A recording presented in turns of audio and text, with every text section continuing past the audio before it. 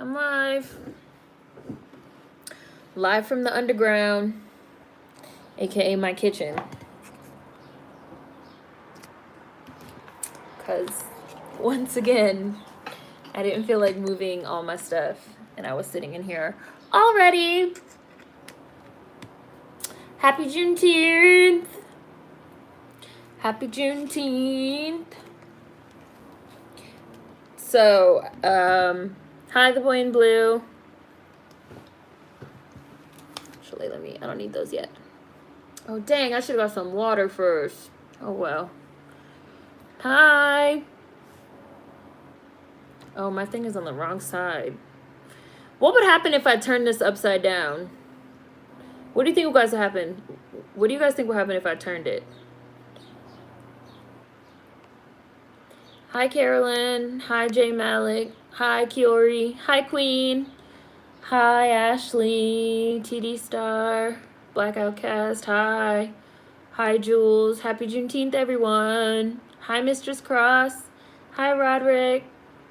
Subbed a while back. Started binge watching videos yesterday. Thank you, Coma Black. Hi.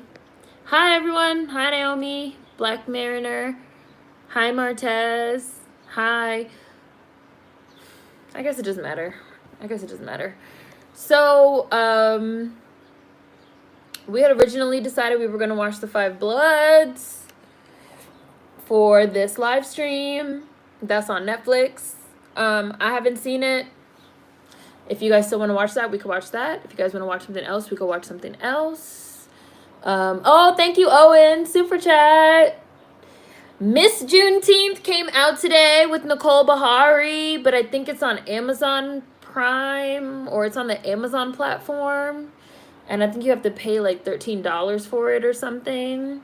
So I don't know if people want to do that or what people want to do. I know The Five Bloods was chosen because a lot of people said that they wanted to watch it, or they did watch it and they liked it and they wanted me to see it. So I was like, oh, I'll watch it today on the live stream. But what do you guys think? Fucking fuck. I'm gonna turn this and we'll see what happens. No? Okay. Apparently I'm not allowed to move it. So sorry if that messed anything up. It gave me like a big red, don't do that. Hi, happy Juneteenth. Hi, Lionel, you're at work. I saw that some people were getting paid time off for Juneteenth. Hi, Alexis. Hi, Marcus. It's on demand for $9.99. I think Miss Juneteenth costs money, even on Prime. I just watched that Dave Chappelle special. I literally just watched it last night. Coma Black. I liked it a lot. I don't really even know what to call it. Hi, Kill. Hi, Samuel. Yeah, it is, Roderick. It is, but one of you guys recommended it to me. I'm pretty sure during the live stream, because Jonathan Majors is in it, and you guys know I love Jonathan Majors. Hi, Chelsea. Only in Virginia.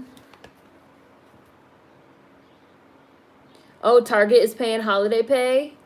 Target's paying holiday pay for today? That's good. I'm off and I got paid today.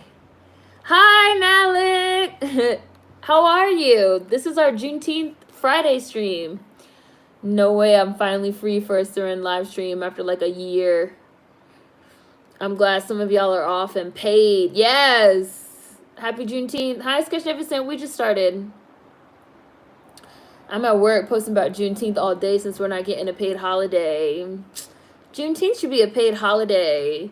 I have a video on alternative holidays from like 2015 where I also talk about Emancipation Day, which is in April. Oops.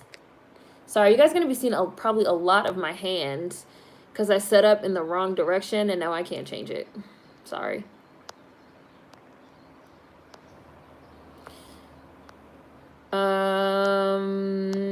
Glad y'all are getting PTO. Happy Juneteenth. Happy Juneteenth, Karg. Happy Juneteenth, Mar. Happy Juneteenth, Petra. A paid national holiday. Yes, it should be. Like, I don't celebrate July 4th. And like I understand, like it's just like a day to have off. And oh, sorry, I have the windows open. Sorry, I know that was like loud. It's like totally fine to have like a day off and like to do fireworks. I love fireworks, but I don't like celebrate July 4th. And I don't celebrate that other day in November that I don't even say the name of it, because I feel like I'm really curious to see how November is going to go this year, 2020. Do you guys think that by the time November rolls around, people are still going to be willing to celebrate this fake genocide holiday? Or do you think that it's going to be like a big push to not celebrate it this year? Like this year in particular. I'm really curious. Thank you, Black Outcast Media, for Super Chat. Because I really think we should stop celebrating. Like, even if they want to continue having the third Thursday in November as a day, make it a different holiday. That, like, what are we celebrating? And we all know, like, we literally all know the truth. So why do we continue to keep up the facade every November? Like, that propaganda, like Christopher Columbus, Kate, like, I'm so curious how November 2020 is going to go. The 2 days that I refuse. Some other stuff, okay, I'll like, whatever. But like July 4th and that day in November, I will not even like budge, because it's just, I feel like it's not right. I've like Juneteenth and Emancipation Day in April should be our days.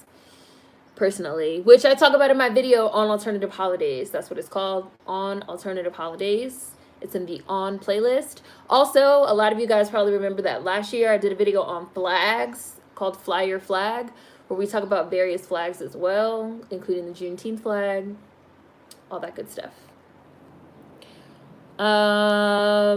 So the Five Bloods on Netflix, or what?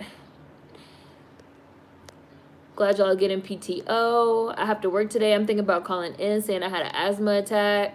All we do for the 4th is barbecue. We don't really celebrate it like that. Yeah, I feel like a lot of people just like have a barbecue and drink, let off some fireworks for the kids. But like all this like celebrating, like, woo, white people finally got their freedom. Let's celebrate, you know?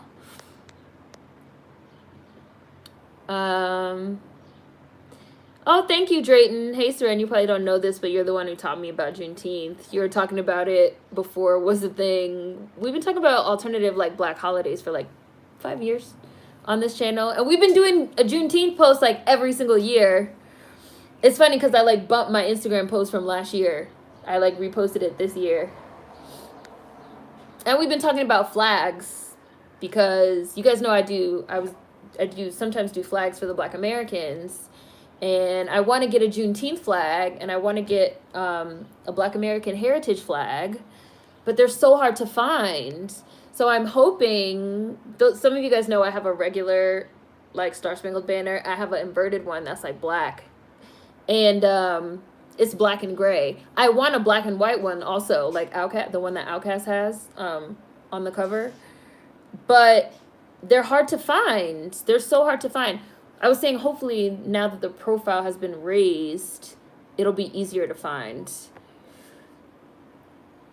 I'm down for a name change for the holiday in November. They could change the name. Hi, World Lover. They could change the name, but I still want the vacation. Unfortunately, yes, I think most people will still celebrate genocide in November. I don't care what other people celebrate, but we shouldn't be doing it. Happy Juneteenth! People be like, it could be whatever you make it. I'm like, it was established from genocide. Yeah, I really feel like Thanksgiving. I don't even like saying that word because I feel like it's propaganda. The whole holiday is propaganda. It's meant to like push like a falsified version of like what happened when like the European colonizers came here. So the whole concept of the holiday, I feel like I just can't get behind. I mean, that's literally what it is. Juneteenth is a holiday celebrating the liberation of those who have been held as slaves in the state of Texas 2 years after the Emancipation Proclamation. They got the knowledge on June 19th, 1865. Thank you, Queen. And I believe they were in Galveston, Texas. Yeah, I think they will also hopefully abolish Christopher Columbus Day and change it to Indigenous Peoples Day. Malcolm X's birthday should also be a national holiday. America hangs on to these holidays as if they were a kid that doesn't want to give up their favorite blanket, even after they've outgrown it. I just want them to start teaching honest history regarding colonizer Columbus. One can dream. Yes, in Galveston. Yeah, that's what I thought. I'm excited to see people, like, getting into Juneteenth. I'm glad that it's, like, you know, sort of finally becoming, like, everybody should know fucking Juneteenth. Like, just like I think everybody should know Emancipation Day. Like, why do we not celebrate Emancipation Day in this country? It really makes no sense that we don't celebrate it in April. I believe Emancipation Day is April 16th, which is the day that the Emancipation Proclamation was originally signed. Why is that not a holiday? Shouldn't that be a holiday? Because that also represents, like, the end of the Civil War, in a sense, which was, like, the deadliest, bloodiest battle ever fought on U.S. soil. So, like, shouldn't Emancipation Day be, like, a huge deal? And Juneteenth also. Like, it's very telling that we don't celebrate these holidays, but we celebrate July 4th and Thanksgiving and fucking Christopher Columbus Day. Like, it's just, like, more of a reinforcing and a normalization of, like, white supremacy. That's why I can't. I'm not that person that goes over somebody's house and be like, this is, like, not what we should be doing. I would just, like, stay home and, like, not acknowledge it. Sorry, I keep reaching because I put the thing the wrong way. Sorry for anybody that keeps seeing, like, my fucking big ass hand pop up. I agree with that. KP said I'm not excited for it to be commercialized. I am also not excited for Juneteenth to be commercialized. And I also, like, already sort of, like, see the wheels starting to spin of, like, Juneteenth. Let Juneteenth be a day that we honor all POC. You know, in honor of Juneteenth, we're gonna establish X and Y and Z for persons of color. No. Just like when Naomi Campbell said in February that Black History Month is for all persons of color, she was like, now is the time for, like, all POC to come together. No. This is not that time. This is not that time. I also saw some stuff that was like, in honor of Juneteenth, everyone in the diaspora, Juneteenth is for something really specific. It's fine. It's okay. It's fine. You know, we can all talk about Juneteenth and understand what it represents and make it into, you know, give it the respect that it deserves. But no, it's not for everyone. No, it's not for everyone. So there is that. That is a fair point. And I do think people need to be cognizant and aware of that as they, you know, talk about it. And we can also, you know, ourselves be cognizant and aware while we talk about it and talk to people about it. Hi, Vanity. Honestly, I didn't even know there was an Emancipation Day. I want a Juneteenth flag to hang year round. I really want, like, I want one. They're so hard to find. I really hope that, like, somebody gets into making them. Hi, Jules, Vanity. Whatever it takes to uplift white supremacy, it thrives best when we don't have holidays that uplift us. Again, for anybody that wants to learn more about some alternative holidays and flags, I have a video on alternative holidays, and I also have a video, Fly Your Flag. If you check those videos out, those are the titles. I go more in depth in those videos in particular on alternative holidays for Black people and on different types of flags as well. To acknowledge our history is to acknowledge that we exist. They don't want to do that. I like the Juneteenth flag. Oh, yeah, and we've been talking about that, too. Designing a new flag, too, Queen. We have been talking about that. No POC. You guys already know how I feel. Like, don't even call me that motherfucking POC shit. I'm black. Don't. Hi, Warren. Yikes. POC on Juneteenth. Let's be clear. This is a Black American holiday. They've already saying minority in connection with Juneteenth. I'm like, oh, hell. Like, no, this is not a time for minority. Like, people really have an issue with saying black, and they really have an issue with saying Black American. Like, that shit gets caught in motherfuckers' throats. They be like, Juneteenth, where we honor the black... Juneteenth, where we honor all minorities, and we want to make space for all POC on this day, Juneteenth, where the black like, they can't say it. They cannot say it. But we know. We're not gonna let that shit slide. That's how they be. You want to pat them on the back. You want to be like, black, black American. That shit really makes people uncomfortable. And it's really not cool. Like, everybody has to stop with the minority POC shit, for real. Minority POC, marginalized groups. Like, nah.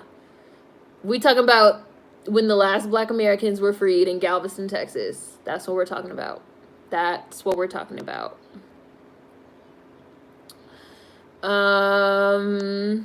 Stop trying to make everything about everyone else. This is for us. Yeah, I don't want to see this holiday get co-opted. See how many foreign black... Oh, somebody else did super chat. Thank you. See how many foreign blacks are riffing off of Juneteenth. Just let us have our damn day. And no POC over here. Words have meaning. We ask for one day only. For the love of God, please just let us be. Way too many FBs clout chasing with Juneteenth is coming. I saw Juneteenth sales from businesses all over IG. Yeah. The phrase people of color really bothers me. It bothers me as well. I hate the phrase people of color because I feel like the whole phrase people of color centers whiteness, which I feel like I said before. It's not like the groups are not white and non-white people of color. Like, that's not how, no. Like, all of us, like, our defining characteristic is not that we're not white, so we're people of color. It's not. If anything, to me personally, as a Black American, the categories are black or non-black. Are you black or are you non-black?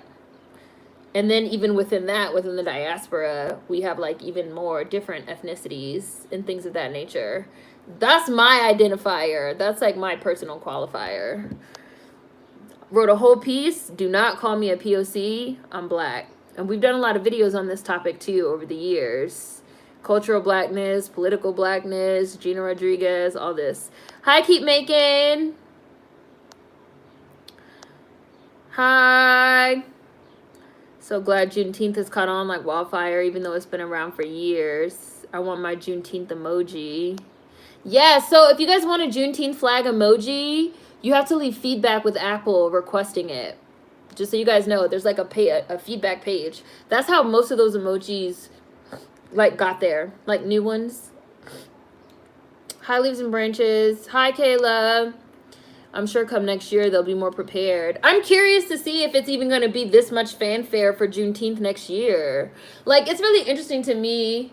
Like, just like how I said, like, I'm really curious to see, like, what's going to happen when November rolls around this year. Like, it's interesting. I'm curious to see if this is going to be, you know, part of, like, a shift, like a societal shift as to what we consider, you know, the norm and acceptable and appropriate. I'm curious. I will say, though, that it is also interesting, though, to see. I'm seeing a lot of discussion around, like, how should we celebrate Juneteenth, and like, is it something we're celebrating, and like, should we be saying happy and things of that nature? I feel like people have been saying happy Juneteenth for a really long time. There's like a Juneteenth parade, I want to say, in Harlem. I know a lot of you guys have said that in Texas, you guys have celebrations and parades. I do find it really interesting that now there's a conversation to be had about like how are we gonna celebrate? Like, people have already been celebrating it. We don't get to like, hi Ebony. People that like never even celebrated Juneteenth before this year are like now coming in with the opinions on like how it's appropriate to celebrate and stuff, when there's people that have been celebrating Juneteenth their whole lives. That's really interesting. Like, interesting to me as well. There's a celebration in Philadelphia, in Philly too. Yeah. Hi Ori. Deborah, thank you. You did super chat. Thank you. I'm gonna read a few more comments and then I'm gonna start. I'm gonna do the Five Bloods just because it's on Netflix, but I do want everyone to support Miss Juneteenth with Nicole Bahari that just came out today. It's on various platforms for rent or for purchase. I'm just gonna do Netflix so that nobody feels that they have to buy anything right now, but just so you guys know. Maybe we could do Miss Juneteenth for Bees Bake or something. It's the Macy's Juneteenth sale. Why did I like hear this comment like it was a fucking commercial? All men's and women's tees, 50% off. Y'all know this is how the commercials go. We need to start taking down these plantations that are still up. I definitely think it should become out of fashion to like get married at plantations. Like, there's all these like things that are considered like normal and acceptable that need to like not be considered normal and acceptable anymore. Minority marginalized, they be gagging. Somebody pass Seren on the back, get that Black American out. A Karen at my job was saying, I thought y'all celebrated Black History Month. Is that not good enough? Oh, like they mad because we have another day? That's funny. I told her, no, it's about history. You're Irish descent. We celebrate St. Patrick's Day. Today, an Irish coworker observed today as Emancipation Day. That's funny because today, Juneteenth is not Emancipation Day. Emancipation Day is in April. It's the day that the Emancipation Proclamation was signed. I believe that was April 16th. I believe Emancipation Day is April 16th. I want to say that's what it is. If that's not the exact date, sorry, but yeah. POC, pet of Caucasians. Now, I never heard that one. We had a meeting at work for Black people to talk about racism at the workplace. And I get the invitation phone call saying they're welcoming all POC and indigenous peoples. Invitation rejected. Yeah, people really believe that, like, nah, I don't give a fuck about what no POC or indigenous people have to say about Juneteenth.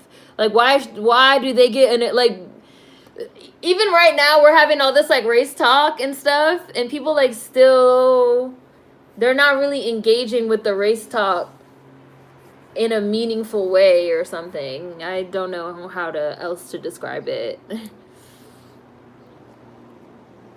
People really like think all the motherfucking quote unquote POCs are in the same boat and shit. Like, nah. It's funny. Pet of Caucasian is hilarious though. Thank you. Someone else did super chat. Thank you. Juneteenth super chat. The last Black Americans had to wait another 2 months because the Texas slave owner wanted the crops harvested before summer was over. Do not call me a POC. Hi, Daya. No, we're fine. Oh, and there you are, Ebony. I see you. Hi, Kenneth. Okay, I will contact Apple like a white lady. Yeah. Happy Juneteenth to my tribe. There's a celebration in Philadelphia. And yeah, in Philly too. I'm going to make it a Texas theme with the flag, cowboy boots and hats. I want to stick to a theme. Oh, for your Juneteenth like celebration, world lover. Hi, do not consent to being governed. I would like to see a parade. I agree. Folks been celebrating Juneteenth from my observations. They have lots to say now with all these companies, faux activism. Right. Like, people have been celebrating Juneteenth. You don't get to now be like, you guys shouldn't celebrate. It's not happy. Calm. Relax. We better keep the momentum. I think there will be changes. How can we recognize Columbus Day or Thanksgiving going forward? We have a Juneteenth parade here in Austin. We've been celebrating for years. Oh, really? The boy in blue? That's interesting. Oh, you're literally watching the Five Bloods now? I'm gonna start in a minute. Whenever I'm gonna start in 1 minute. I'm literally gonna start in 1 minute. Thank you to the other person that did super chat. So for anybody that wants to watch along or that's seen it, I haven't seen it. People are recommending me to watch it for today's Juneteenth live stream, so I'll watch it. The Five Bloods on Netflix, but I'm gonna also keep saying, please support Miss Juneteenth with Nicole Bahari that just came out today. Please support it. She's a Black American. I believe a Black woman wrote it. Black woman lead. We all know what happened to Nicole Bahari with Sleepy Hollow. We should really support her. I don't know why people would get married on a plantation. It makes no sense, Ebony. Like, it makes no sense. It really makes no sense. Like, I will never forget that Ryan Reynolds and Blake Lively got married on a plantation. And I will never forget that she had this blog where she like wrote about it so lovingly, like, hi Brooke. No, we're literally about to start right now. I'm about to start The Five Bloods on Netflix. Hi Jaren. I'm about to start The Five Bloods right now. Hi Real Trini. So that's why I said maybe we could do the Miss Juneteenth this Sunday, so that for Bees Bake, so that for anyone that wants to buy the movie or rent the movie, or you know, whatever you want to do, so that you guys have a little bit more time. If that's something that you guys would be interested in, we could totally do that. We could do Miss Juneteenth for Bees Bake Sunday, and we'll do the Five Bloods now, because like I really want to support Miss Juneteenth and I want to support Nicole Bahari. So yeah, sounds like a great idea. Okay, I'm gonna start the Five Bloods right now, and then I'm gonna look back at the comments. I'm starting it now. Play.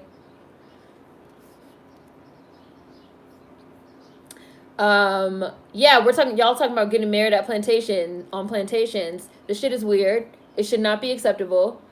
Blake Lively got married on a plantation, and then she wrote a whole loving write-up about it, about like, and the building was like so beautiful, and you know, I just imagined genteel southern ladies, you know, sitting on the porch with a fan and a glass of lemonade, and it's just like, bitch, where you think that lemonade came from? Where do you think the lemonade came from? Like, and y'all know I had to fucking go off on Sophia, annoying motherfucking white feminist ass Coppola for that same shit. She made that whole movie. Yeah, I'm watching it. It's playing. She made that whole movie romanticizing the Confederacy.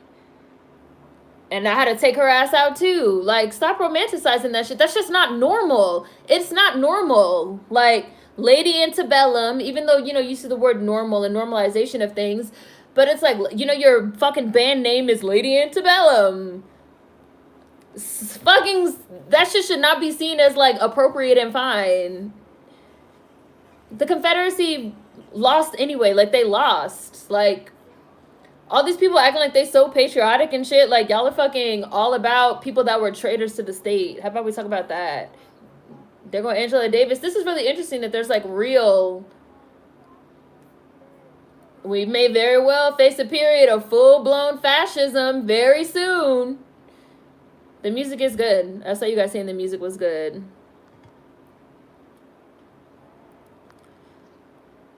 Soundtrack is dope out the gate. This music got me feeling good. Let me move over.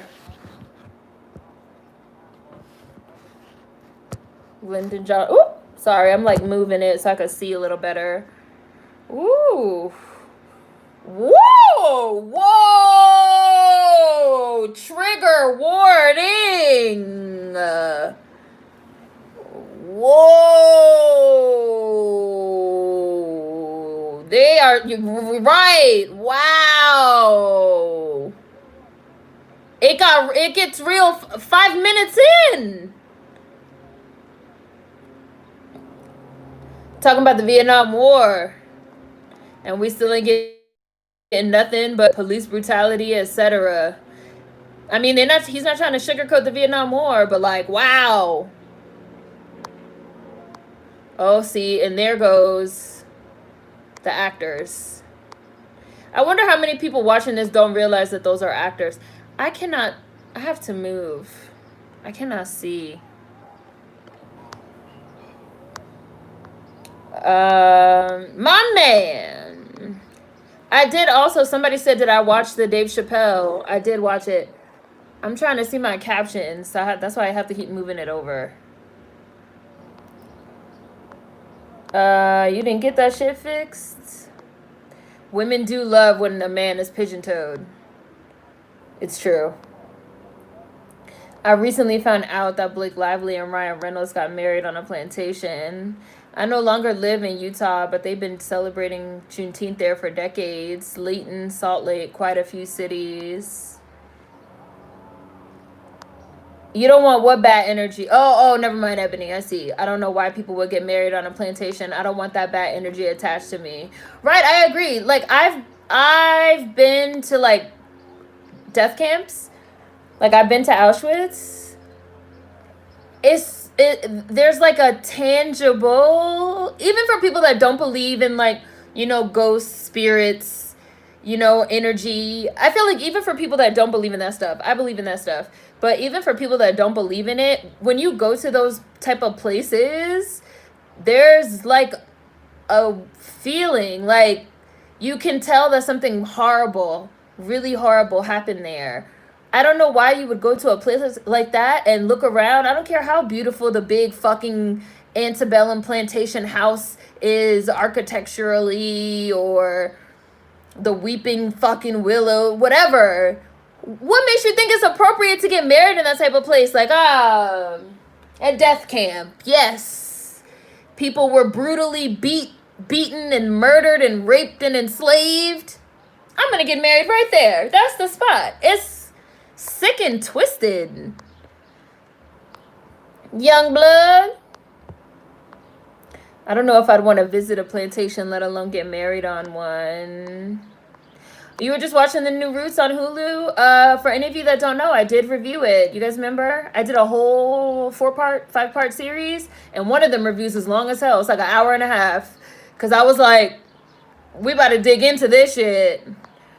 A lot of celebrities have had plantation weddings. People mad about Black History Month. We don't even have a month. We have 28 days.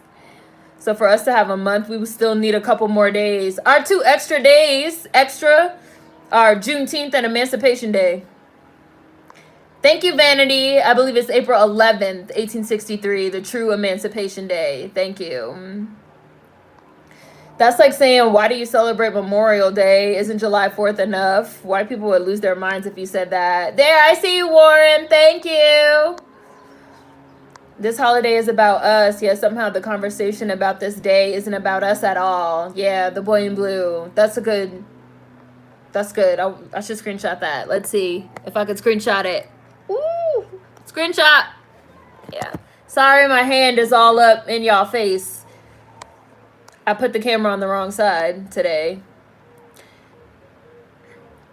Oh, there you are, Jaren. Y'all know I got an 18-year-old son. He's 18 now. Oh, he showed them the IG. Must take after his mama. I will visit plantations, but to get married there is something else. People act as if Black history. Oh, yeah, it's a part of all American history. Again, Black Outcast Media, thank you. That's what POC usually means. Pets of Caucasians, hewers of wood, and jars of water. I like that. I didn't never heard of that before. My hometown has a Juneteenth festival every year. Yeah, I still have my black and gray flag. I have it. It's over there.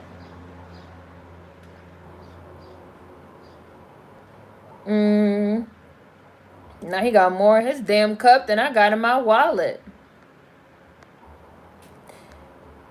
And I'm still like pretty close in the beginning. The old dudes are like sitting in the bar talking. We got back from Nam. We didn't get nothing but a hard time. This kind of, what they're talking about kind of reminds me of the conversation that me and Alicia had on the Black Americans about how the army is predatory. And how it like preys on fucking Black people and Black Americans in particular. I'm gonna buy Miss Juneteenth for show. Nicole deserves all the love and support. Ryan Reynolds is unfunny. A part of me feels like Juneteenth is gaining steam as a form of retaliation. For some reason, it doesn't seem like some are genuinely interested in celebrating it. Interesting point, Alexis. So this is like set in our reality. That's like interesting because these are actors and they're playing false people. They're not playing them. They're not playing themselves, right? And it's only 4 of them, right? Not 5. I mean, for anybody that's watched it, I don't need like spoilers. I'm just talking, y'all, I'm just talking while I'm watching it. Hi, One Eye. We're watching The Five Bloods, just so you know, on Netflix. This music got me. Oh, somebody oh, okay. It's low-key disgusting to get married at a plantation. It's all right, Daya. We're just chatting. There was a Reddit post about a white bride who couldn't understand why her black bridesmaid didn't want to be a part of her plantation wedding. And then they'd be like, it was a million years ago. It was so long ago. Why are you taking it so serious? That was actually something I liked that Dave Chappelle addressed in his 846. He talked about, like, my great-grandmother that was a slave. Like, our great-grandparents were born into bondage. People that we knew, like, my great-grandmother was also, like, born into bondage, someone that I knew. Like, well, her mother, actually, so technically my great-great. But it's a lot. This is extreme. It was a lot. Yeah, this is on Netflix. Hi, Prince Girl. Happy Juneteenth. Oh, Jennifer, you need a timestamp? I'm going to have to move. Let's see. You guys know Netflix timestamps are tough. I'm around the 10-minute mark. 10 minutes and 15 seconds. Around there.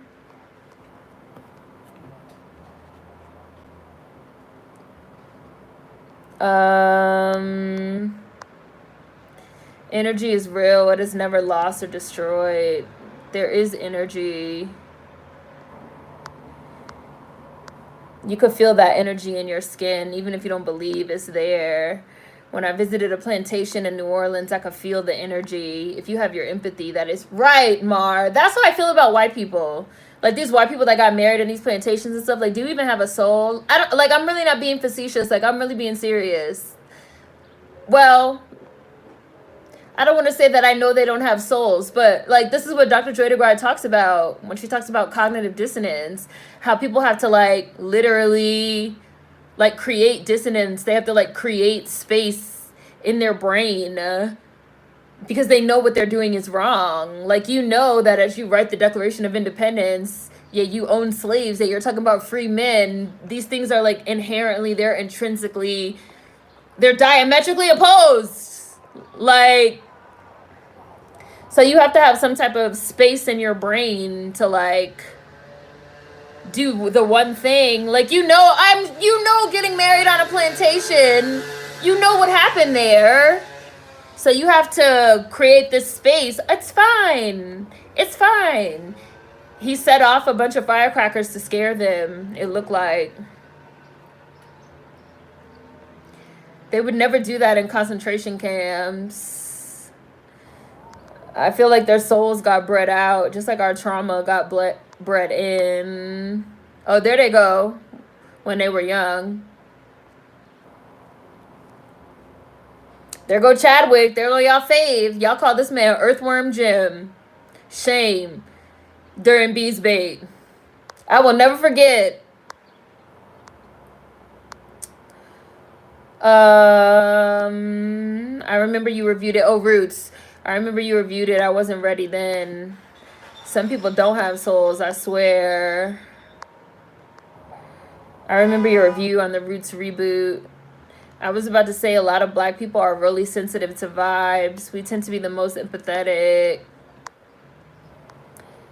Atlanta doesn't have a Juneteenth fest that I'm aware of, but Malcolm X Fest is usually in sync with Juneteenth. Oh, is there one happening this year in Atlanta? No, we're watching The Five Bloods, but I think we're going to watch Miss Juneteenth this Sunday for Beast Bake. You will most likely have to buy or rent it. So for anyone that wants to watch along or participate this Sunday, everyone has like advance notice if they decide that's something they want to do.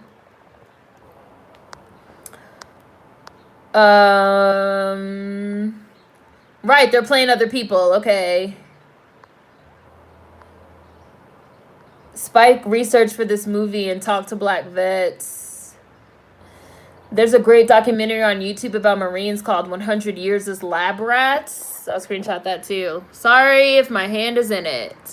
Apologies. Oh, their bird is going down. There's a great documentary on YouTube about Marines called 100 Years as Lab Rats. There's so much more to black experimentation than I ever knew. That documentary sounds heavy. Woo! They were glad that it... They should be glad that it landed the way that it did. I gotta watch that special. I hope people don't think Juneteenth is reparations. Oh, are people saying that? Have people said that? That Juneteenth is reparations? Oh, no. Oh, look. Wow, this is a really good battle scene. I normally don't like war movies.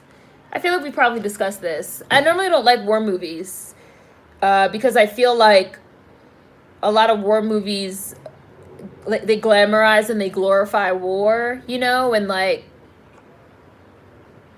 war and it's so great, protect your country, you know, and I don't like that. But I do like the ones that talk about like the shittiness of war. I did like 1917. This looks like it's gonna be one of those, the latter, not the former. No, he didn't pop those firecrackers. We're never going to hit the bottom of this rabbit hole of fuckery, are we? People need to understand that I don't even think there is a bottom. We're literally talking about centuries. Like, centuries. Like, I think of it in terms of a 500-year span.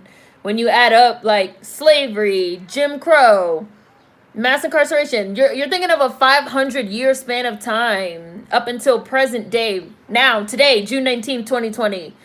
That's like half a millennia. Like, we're never going to reach the bottom of, like, I don't know how people could be against reparations. We're never going to reach the bottom of what black Americans are owed. We're talking about half a millennia. A millennia is 1,000 years, right? Correct me if that's not 1,000 years. We're talking about 500 years up until today. I don't understand how people could like be so opposed to like the shit that black Americans be talking about. Like they just don't want to.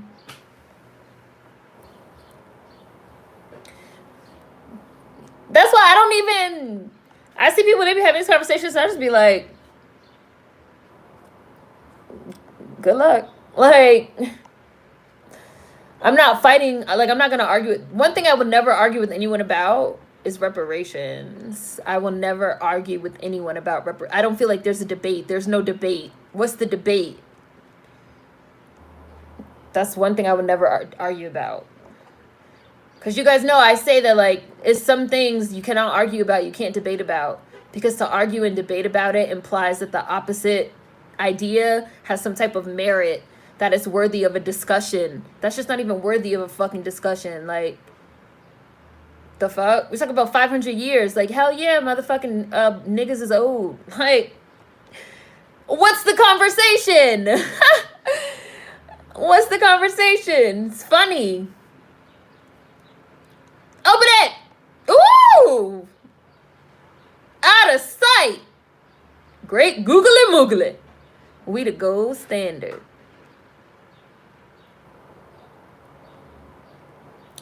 That's not even the argument. I feel like all this shit, I know you guys have heard me say this before. All this shit is a deliberate obfuscation of the point. The point is, descendants of American chattel slavery deserve reparations for American chattel slavery. That's one sentence. It's easy, it's simple, it's to the point. Anything else is a nothing, is a non-issue. to me. People know they're not descendants of American chattel slavery. They know who their parents are or who their grandparents are or where they came from. They know what we're talking about. Like, people play stupid. They know exactly what we're talking about. That's just gonna, like, mess with you if you're trying to, like, have conversation with people that they know what you mean. They know what you're talking about. They're playing like they don't know. They know what you mean. You don't have to, I feel like, really, like, you don't have to. Toni, I feel like I can hear Toni Morrison's words in her voice all the time in my head. Like, you don't have to fucking have those conversations with people that are, like, deliberately messing with you. Like, they know what you mean. They know what we mean when we say Black Americans need reparations for American chattel slavery. All this, like, well, should this person get... No, like, you know what I said. You know what I said. They know what we're talking about. And but this is a real person. Now, see, I don't know how I feel about this stylistic choice of mixing fact and fiction. I get what Spike Lee was going for here, and it's like a little bit of a surrealism because we know these are actors, but they're playing fictitious characters, but they're talking about real people and they're showing real people.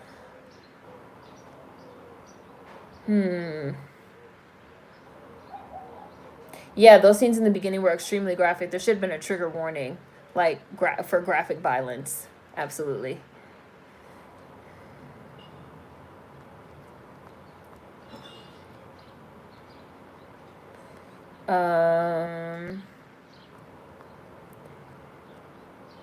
Okay. Where was I in the comments? Wait, I went back too far. Hold on. When you see them old in the flashbacks, it has to do with PTSD. Earthworm Jim. Wait. Never gonna hit the bottom of the barrel of fuckery. I call it the self-written white permission slip, how they can convince themselves of absolution. How do you feel about Black Americans getting married on a plantation? Do you think celebrations for Black Americans could be reclaimed on that type of land?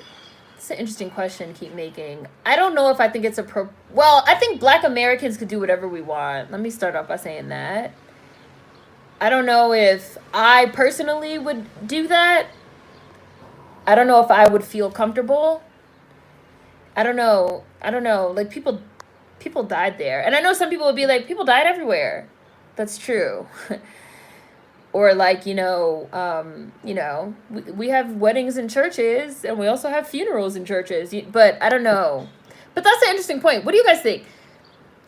How do you feel about Black Americans getting married on a plantation? Do you think celebrations for Black Americans could be reclaimed on that type of land? What do you guys think? What is this? Is she the illegitimate child? This is reminding me of Watchmen.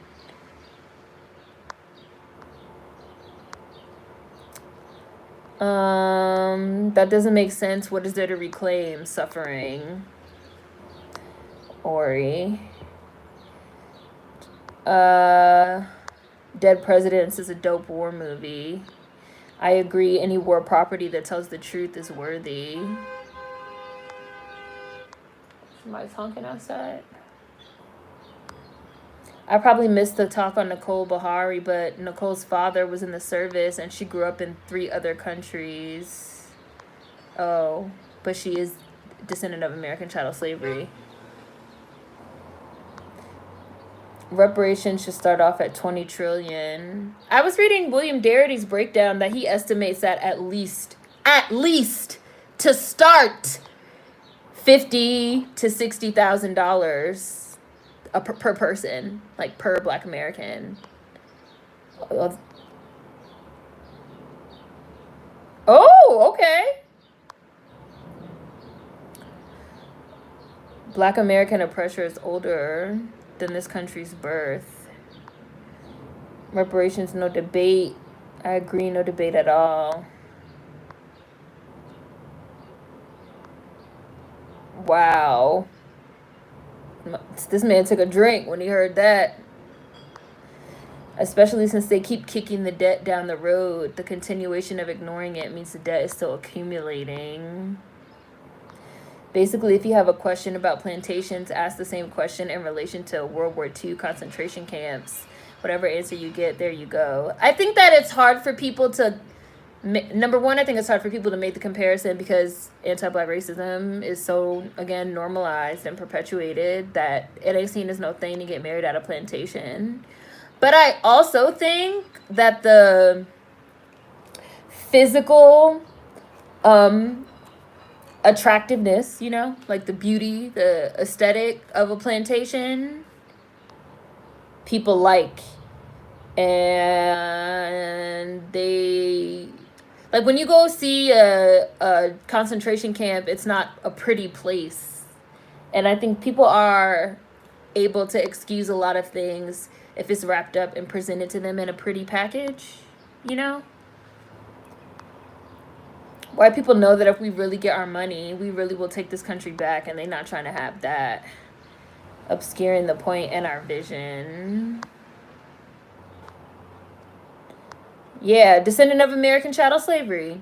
Descendant of American chattel slavery. Like, that's it. I'm a Black American, a descendant of American chattel slavery. BADACS.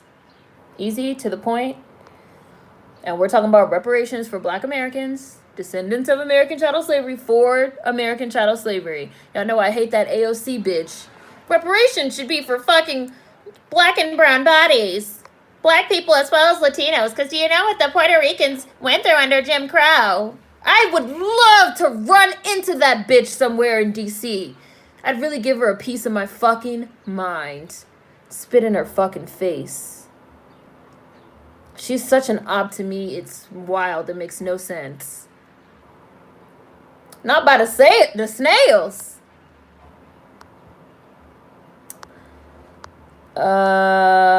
People are being faint with the reparations articles in an effort to frustrate those who engage in argument. They were asking for Black Americans to put their Cash App for Juneteenth on Twitter, and you had Africans putting their Cash App up. Can you imagine? Can you imagine? Can you imagine? And to me, I feel like that says more about the foreign Blacks that engage in that type of behavior. What does that say about them? I guess this movie could be considered historical fiction. I'm truly angered by Black folks that have opposition about reparations, and I don't talk to them either. Oh, seems like an interracial romance. Spike likes that too. It doesn't surprise me at all that non-descendants will feel entitled to our reparations. They feel entitled to everything else of ours, including our stories and our narratives. You gonna go to the courthouse when you get married, world lover? Yes, that's his child. I don't think I would feel comfortable doing that either. Very interesting question. That's called sea lioning. Sea lioning. When you're committed to intentionally misunderstanding the argument and just wasting the other person's time. Why is it called sea lioning? Is that something sea lions do? Oh no. Sea lions. Sea lions be like, what reparations? That's a seal? Was that a sea otter? I don't know. We was the very first people that died for this red, white, and blue. Okay, Chad. Okay, Chad. Was a soul brother. Crispus Attucks at the motherfucking Boston Massacre. That's true. USA owe us. We built this bitch. Chadwick saying this with all the fury that he wished he could say the truth in Black Panther instead of that fucking bullshit. Tell me why I seen some tweets about Black Panther. Y'all, tell me why I seen some tweets about Black Panther where somebody was like, in light of everything going on, I'm looking at Black Panther funny in the light because it looks like they had a white savior and they were going against Killmonger, who was trying to fight for Black liberation. I didn't even think about the movie that way at the time. It's looking real funny with everything going on. I was like, yo, y'all were not listening. Y'all were not listening. Y'all were not listening a few years ago. I really don't know like what happened in 2020. I really wonder if it's like COVID that people got like the switch flipped because of COVID. I really wonder. Because it's people that were not trying to hear this type of thing and have these conversations a few years ago that want to have it. But I feel like, just like I said in like my other video about how a lot of people feel like they're in a weird space right now. Like, I've been getting so many just like newsletters and seeing posts and seeing emails from people that I already follow and look up to, you know, activists, mentors, artists, people that have like been engaging with this type of stuff in like a meaningful way. And they're like, it's such a weird space to all of a sudden have people that did not want to listen to you 3 years ago, that now they're coming to you and they're like, talk about it. And you're just like, whoa, like a few years ago, you didn't want to hear this. And now feeling like you're in this weird space of having to like say something. It's really weird. It's really a weird place. It's really a weird place. It's strange. Like, I remember when I did my review videos on Black Panther, and people were like really confused by the perspective. But now people want to talk about that perspective like several years after the fact. And you want to talk about it, you want to engage with it because you're glad people are finally engaging with it. But at the same time, you don't want to be like, I said this already.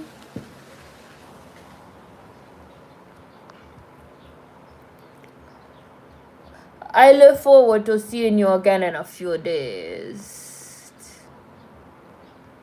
Where was I? I think it's kind of like a spit in the face of the slave masters who didn't allow the slaves to be married. Oh, that's interesting.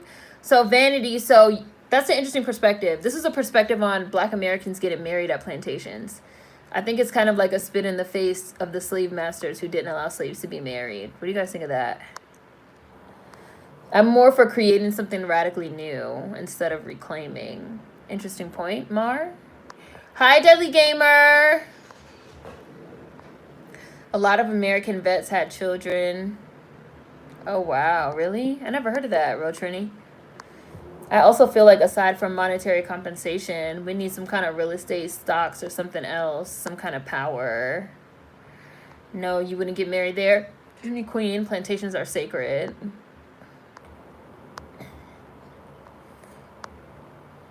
AOC said that stuff. Alexandria Ocasio-Cortez. That's what the fuck that's her name. I want to run into her, Queen.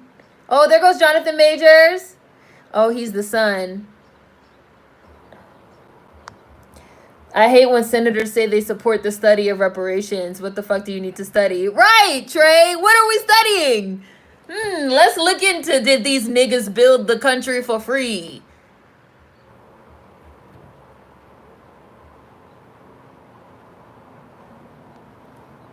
Like, what?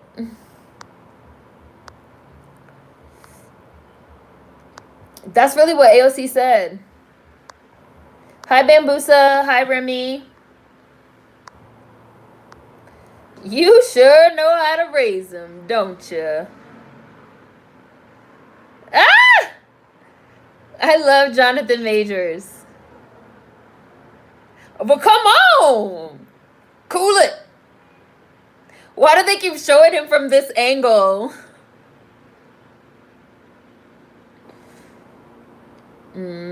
Aww.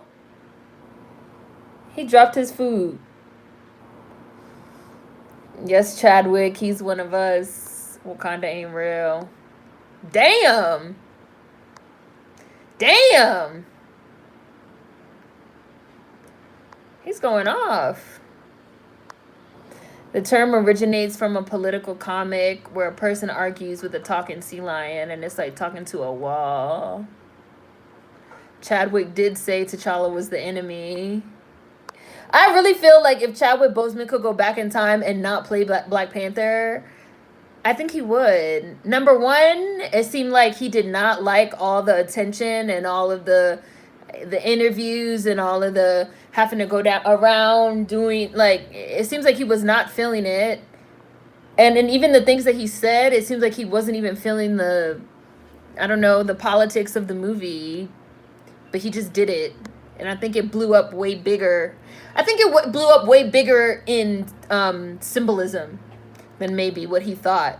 You know, he probably thought, we're making a movie, the movie's going to be awesome, people are going to like it, it's going to be a nice check, and it's going to be Marvel, I'm going to be, you know, like, superhero. Instead, it became like a symbol. 2020 is like the damn Twilight Zone. He flat out said Black Americans would not accept T'Challa as our leader. COVID flipped a lot of switches for me. It did, Trey. 2020 is the year of clear vision, I swear. People are late. Hello. Were people not watching Black Americans' response to Black Panther? There's a reason we all like Killmonger better than T'Challa. He resonated with us. T'Challa and the Wakandas didn't give a fuck about Black Americans. Why is that so familiar? COVID made people start to critically think. I see, Queen. I see your posts. I don't think Black Panther 2 will do as well as the first one. So they're definitely moving forward with the second one. I wonder if the white friend I cut off has had her humanity switch back on. When did you cut them off, Mar? I've had full-blown arguments with people over Black Panther. I've had full-blown arguments with people about Black Panther. Like, no! Like, no, Killmonger is not wrong. Killmonger is trying to use Wakandan technology to liberate Black people globally, including and especially Black Americans, because he's a Black American that grew up in poverty as a, not an orphan, but might as well be, because they never showed his Black American mama, never, not even a picture.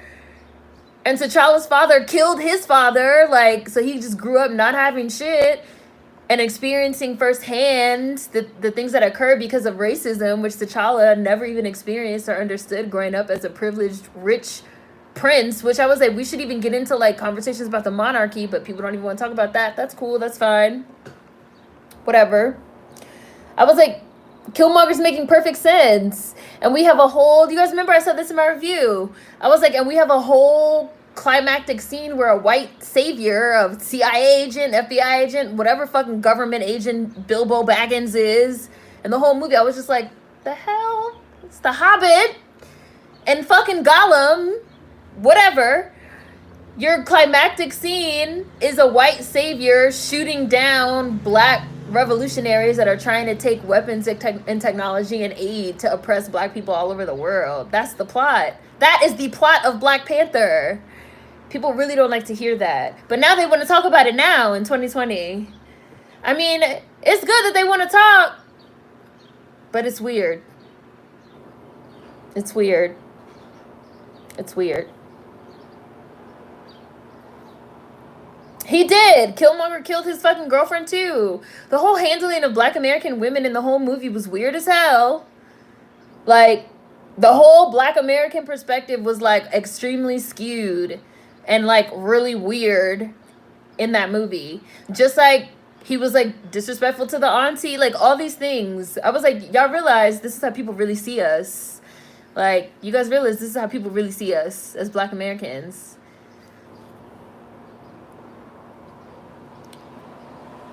There they go. Stormin earned his name.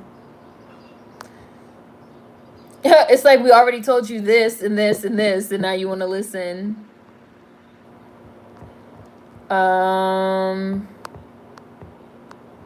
Black Panther 2 will take place in DC. Really? I'm with Mar on this one. We spit in the faces of the dead slave masters every day by existing as we do and succeeding every day. A fair point. Fair point. Fair point. Fair point. When you get married, the boy in blue, want to feel at home amongst family, surrounded by goodness and good vibes. I second that land should be our reparations. These MFs would give us monetary reparations and then change the currency. Right. You're right. They're going to be like, yeah, give them $60,000. And then the next day, we are changing the national currency to Bitcoin. Paper and digital money is now useless. That's probably what they would literally do. Why did you say that? Now I'm going to be thinking about that. My cousin got arrested for trying to burn down a popular plantation on NOLA when we were younger. Oh, are you from NOLA, World Lover? All the characters in this movie are named after a temptation. Ain't nobody talking to you, Otis! Don't nobody care about you! War is about money. Money is about war. I really like this accent that Chadwick Boseman has on right now, too. This is a good monologue he's giving right now. Gave us something to believe in. Chadwick Boseman has been covered in sweat this whole movie. It taught us about Black history when it wasn't really popular back then. Oh, yeah, he was the one. Chadwick. I think a lot of people have now run out of things to do inside the home and are using this pandemic quarantine to feel as if they're doing something by showing up at protests. He was a bad mother. Shut your mouth. We're watching the Five Bloods, Bambusa.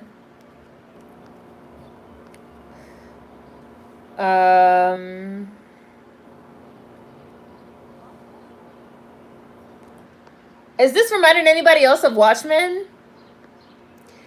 This is all performative and symbolic, not definite movement towards solutions.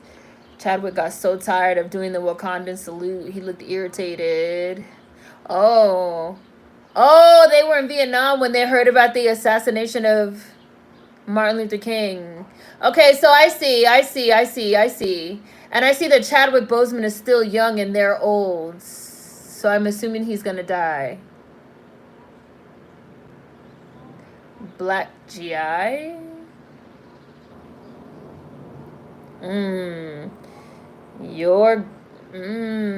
They're hearing about it in Vietnam and they're hearing about the protests that are happening in the United States.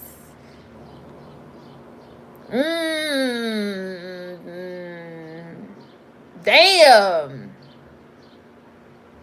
She's really talking to the Black GI here. Like she's saying some real shit. She's not wrong.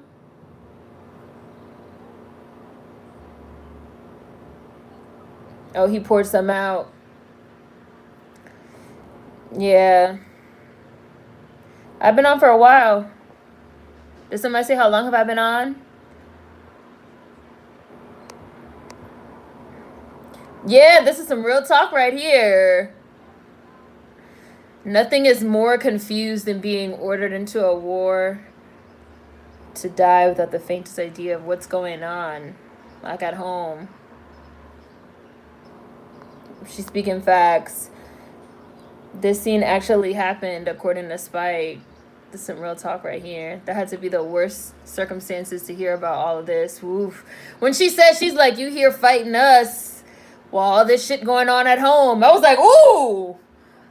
I felt that, and I wasn't even there. That goddamn white man gone too far. Okay, I love that scene. This is some heavy stuff. That lady was a real person during the war. Hi, Bushy Brows. Talk about Dr. King. Talking about a man of peace. That lady was a real person. Oh, wait, let me go back. We control our rage. We don't let nobody use our rage against us. We control our rage. It's a good line. Where was I? Money, money, money, money. Oh, you did? You watched Miss Juneteenth? We're going to watch it on Sunday for Bees Bake, Bushy Brows. I said we could do it today, but I know that you have to rent or buy it. So we're going to do it on Sunday so that anybody that wants to rent or buy it for Sunday can have the time and the opportunity. But again, reminder, Miss Juneteenth on Sunday. Chadwick not doing that Wakanda salute anymore. My mom wasn't feeling the Black American diss in Black Panther either. I know a lot of Black Americans that after they saw the movie, they felt really confused because they didn't really know why they felt. I know a lot of Black Americans that left Black Panther and told me they felt angry. And they didn't really understand why they were having like an emotional response of like anger, disappointment to what they just saw.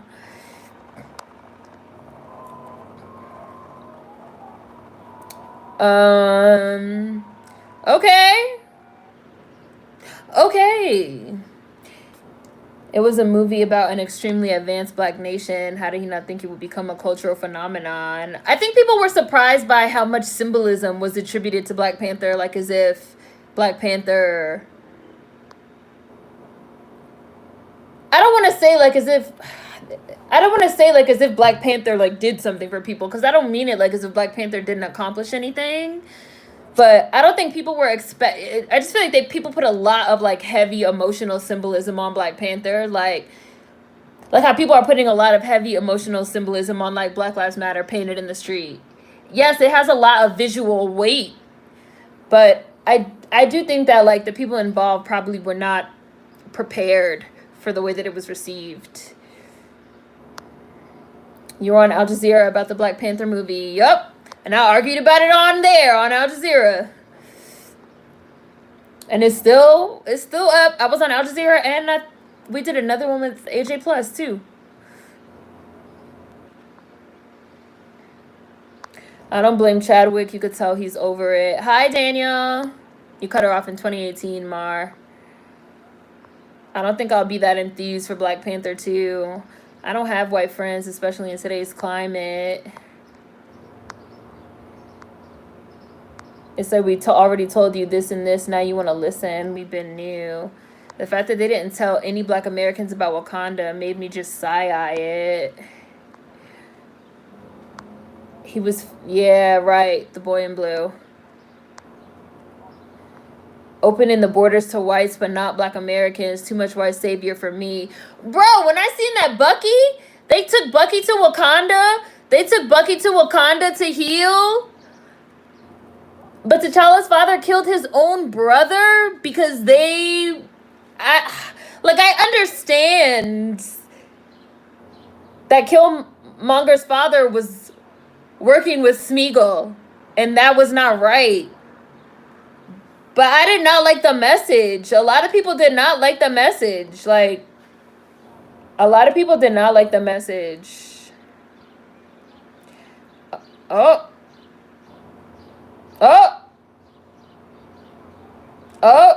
I like this scene. I'm glad that this is like a non-POC solidarity type scene. That's good. Showing like these tensions between Black people and Asians. He going off about this chicken.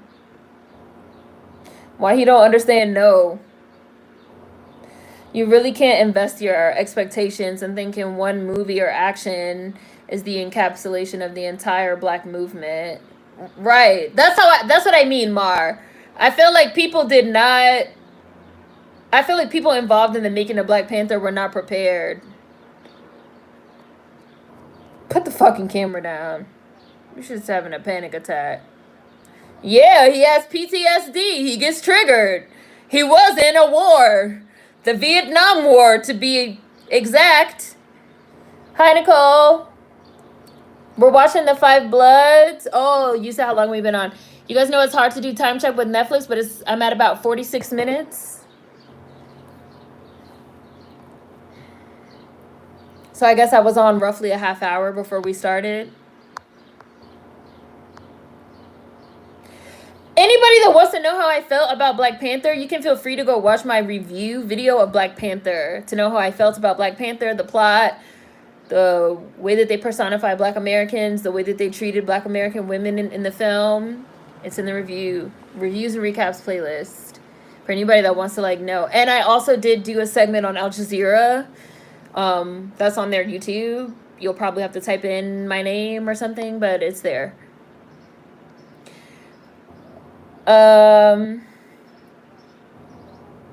Oh, y'all Sadiddy niggas don't like that word. You know what, man? Nigga.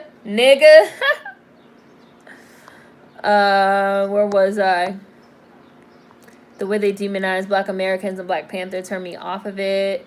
I wasn't excited about Black Panther. Look, when Bilbo Baggins started shooting niggas down for trying to take vibranium back to the people, I was in the theater like, I don't know about this. Exactly, Brooke! You got Bilbo motherfucking Baggins shooting niggas down that are trying to take vibranium back to the people. I don't know. Somewhere this plot took a turn to the left, and somewhere in this third act, a Disney executive or somebody stepped in because the plot took a turn. Hi, Michelle's daughter. People were like, Black Panther, oh, it's just a movie. You don't think too hard about it. And now they want to talk about it. Y'all are 2 years late. Maybe next time just shut up and listen to us when we're talking. His accent in this is very good, Vanity. Chadwick. Oh, you're driving, Michelle's daughter. He's country, southern. He's sweating. I feel like Chadwick was like, I'm about to play in a fictitious fantasy world in a Marvel franchise, and then it became a cultural, non-fictitious symbol. Right, exactly, around these conversations. Right. It's like, even though we all knew and understood that Black Panther was going to be big, like, Black Panther was fucking huge and hugely, like, impacting of pop culture. I don't know if you can anticipate that. Oh, is it about to be another one? Another one? Interracial relationship? Another one.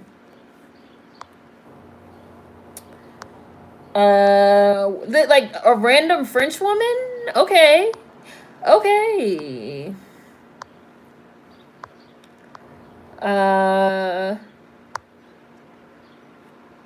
Hetty.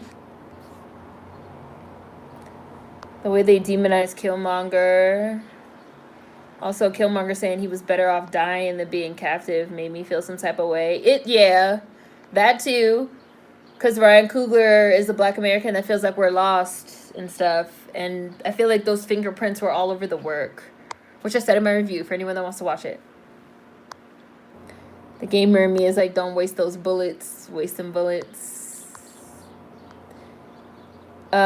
People romanticize that line a lot, and I just be like, sure. Yeah, how I felt about that line and what I said in my review was I feel like that line is kind of a spit in the face to the people that didn't kill themselves and were enslaved. But those were the people that enabled it so that we could be here, because like, we are the descendants of those people that lived. No disrespect to the people that, you know, did kill themselves and jump overboard, but that's not that line. People do romanticize it without really thinking.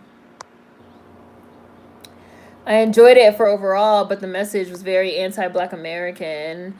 Bucky and Agent Ross could be let in to be healed, but Killmonger as a child can be left the fuck behind.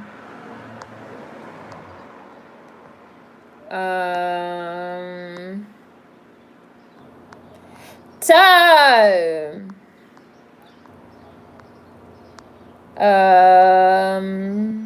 How do you feel about an alternate ending where Killmonger defeats T'Challa? I would have liked an entirely different third act where Killmonger convinces the Wakandans that he's absolutely right about working with Caucasians and that they should liberate the Black people using their much more advanced technology, weaponry, and medicine, and that they teamed up as cousins to take down the system of racism, white supremacy on a global scale. But I don't think Disney would have made that movie. But that's the movie that I would have liked to see. So, yeah. I don't wish that, like, Killmonger had, like, killed T'Challa or anything. I don't even like that the cousins fought. Because I don't really think that Killmonger was wrong. And I even feel like when Killmonger became king, he beat T'Challa fair and square in Mortal Kombat. Like, he didn't cheat. He didn't cheat. It's not like he cheated. Like, he beat T'Challa fair and square. So I would have preferred if, instead of Killmonger being treated like this villain, we actually, like, explored the concept of Black liberation. But again, Disney would not have made that movie. Disney was not ready for that. It doesn't fit into Iron Man saves the universe story, a capitalist rich white man. Now, I do think it's kind of interesting, like, now, post-2020, I wonder if all this unrest and everything that's going on is going to affect the plot of Black Panther 2. I'm curious. But we'll see. That's what I'm saying. Like, I'm really curious to see how is this going to play out after the immediate time that we're in. Is this really going to shift the cultural norms?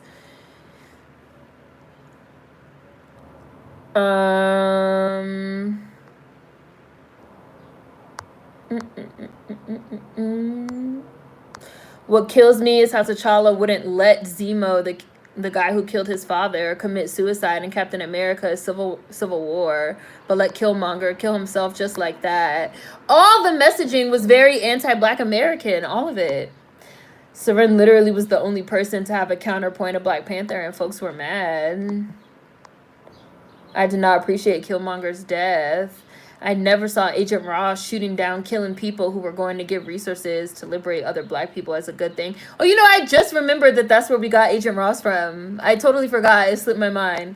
That is where we got Agent Ross from, isn't it? The MCU fandom has one of the most sensitive stands I've ever encountered. You can't say a thing about their characters. And, you know, this is like a little bit off topic, but I feel like the MCU stands are hypocrites because they attack other fan bases. Like, the DC fan base, they're constantly attacking other fan bases and talking bad about other fan bases and other fan base movies. And they're, like, constantly putting down other people and shitting on other movies. Well, Marvel would do this, would do that.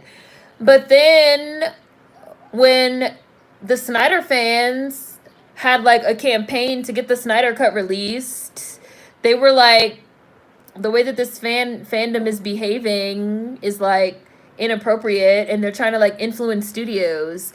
It's like, but the MCU fandom has so much influence that they influence the way that, like, every single superhero movie and now action, the way that, like, every one of these type of movies in these particular genres have been made for the last 10 years. They've been so influential with this, like, Marvel would do this, Marvel would do this, Marvel would do this. Now everything is Taco Bell and everything being, like, pushed towards the way they want to do it.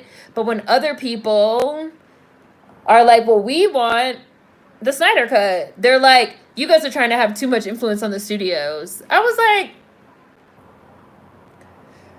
fans shouldn't be harassing people, for sure, but not everyone that wanted the Snyder Cut was harassing people, and they did a lot of good. It's just weird. I filmed the whole follow-up to that Snyder Cut video, but I never put it out because, like, right after all this stuff started happening, it seemed inappropriate. And it's still sitting there, uploaded. Gold, goddammit, gold! They're gonna get robbed. Didn't they also get RDJ to release one of the movies early at some point? Did they? Marvel movies are ugly, and all they do is give their fans exactly what they want, and I'm just not here for it. They're ugly. They have, like, this ugly palette, this ugly color palette, and they're aging really bad. If you go back, except for, like, a few, like, Iron Man, if you go back and watch, like, the very first Avengers, it looks dated. Because the movies are ugly. They're, like, visually ugly to look at.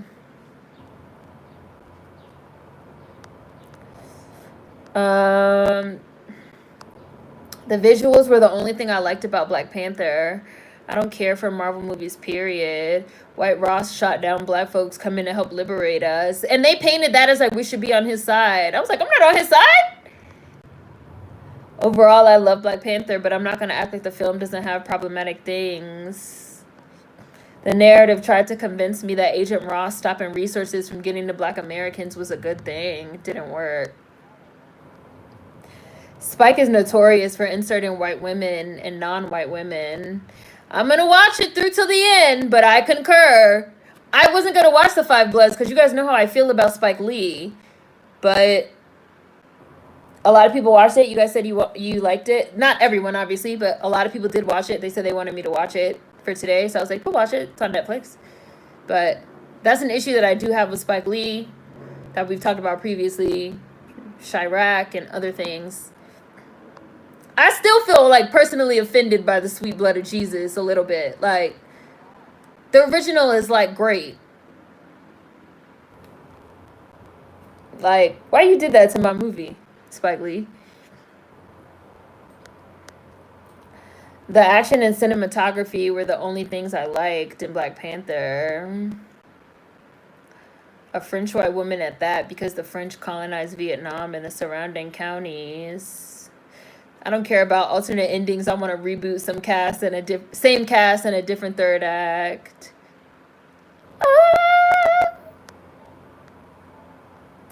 Yeah, this soundtrack is getting it. War is hell. When will it end? Getting together. Yes, I love the action, cinematography, and visuals of Black Panther. But that message was very upsetting. I was hyped for the moment of it, though. Oh, yeah, we all would have liked to see that movie. Disney wasn't ready. I would have liked it if Killmonger convinced Black Panther not to open the borders. But Agent Ross, who was a foreign agent, was secretly working with Claw and revealed the real Wakanda to the world. Ooh. Boy, he asks me that every 5 minutes. I love Black Panther, but the ending was very all lives matter. Yeah, and it was like a weird thing because it was like the death of Killmonger and like all this death and all them Wakandans that died while they were fighting. All that stuff taught T'Challa that fighting is wrong and he needs to open the borders of Wakanda to the world. I was like, I'm not following. How did we get from point A to point B? Disney ain't about that life.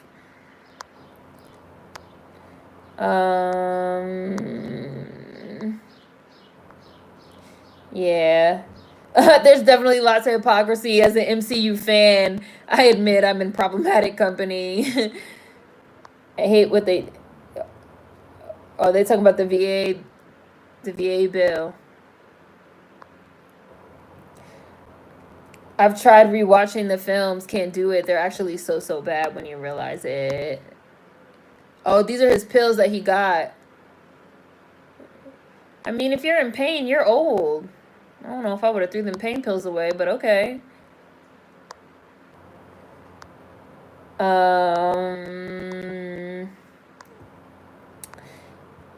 Oh, really?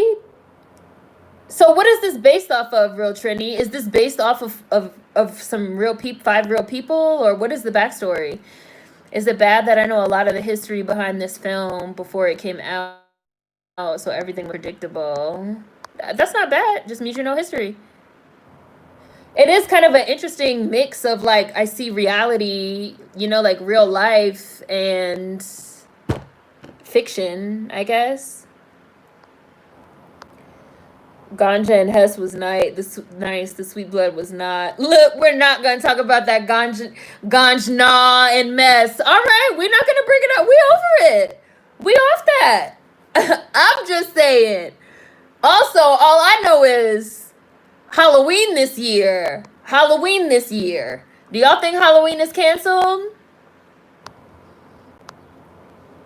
MCU has a Disney machine behind them. That's the only reason why people praise them so much. I remember in A Bee's Bait, a while ago, convo about Avengers was brought up, and someone said it's just a bunch of white people talking to each other. I was done. Oh, I said that, Brooke. That's what I think about the Avengers. It's just a bunch of white people talking, and then a fight at the end. I walked out when I saw the Avengers in the theater. I thought about asking for my money back. I was just like, what? Excuse me?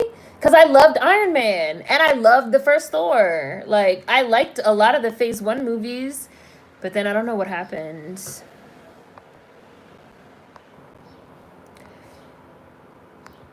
It's just like a bunch of talk. And then in the end, there's like a post-credit scene where they're talking some more in a fucking diner that they destroyed. I was like, damn, they talk a lot. Especially in the Infinity Wars movies. They didn't even show a moment of mourning.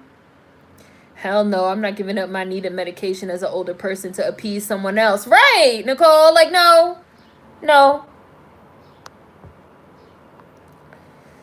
The lesson was supposed to be about Wakandans, aka Africans, embracing the black diaspora, but Disney wasn't having that, so it turned into embracing the whole world. Executive meddling BS.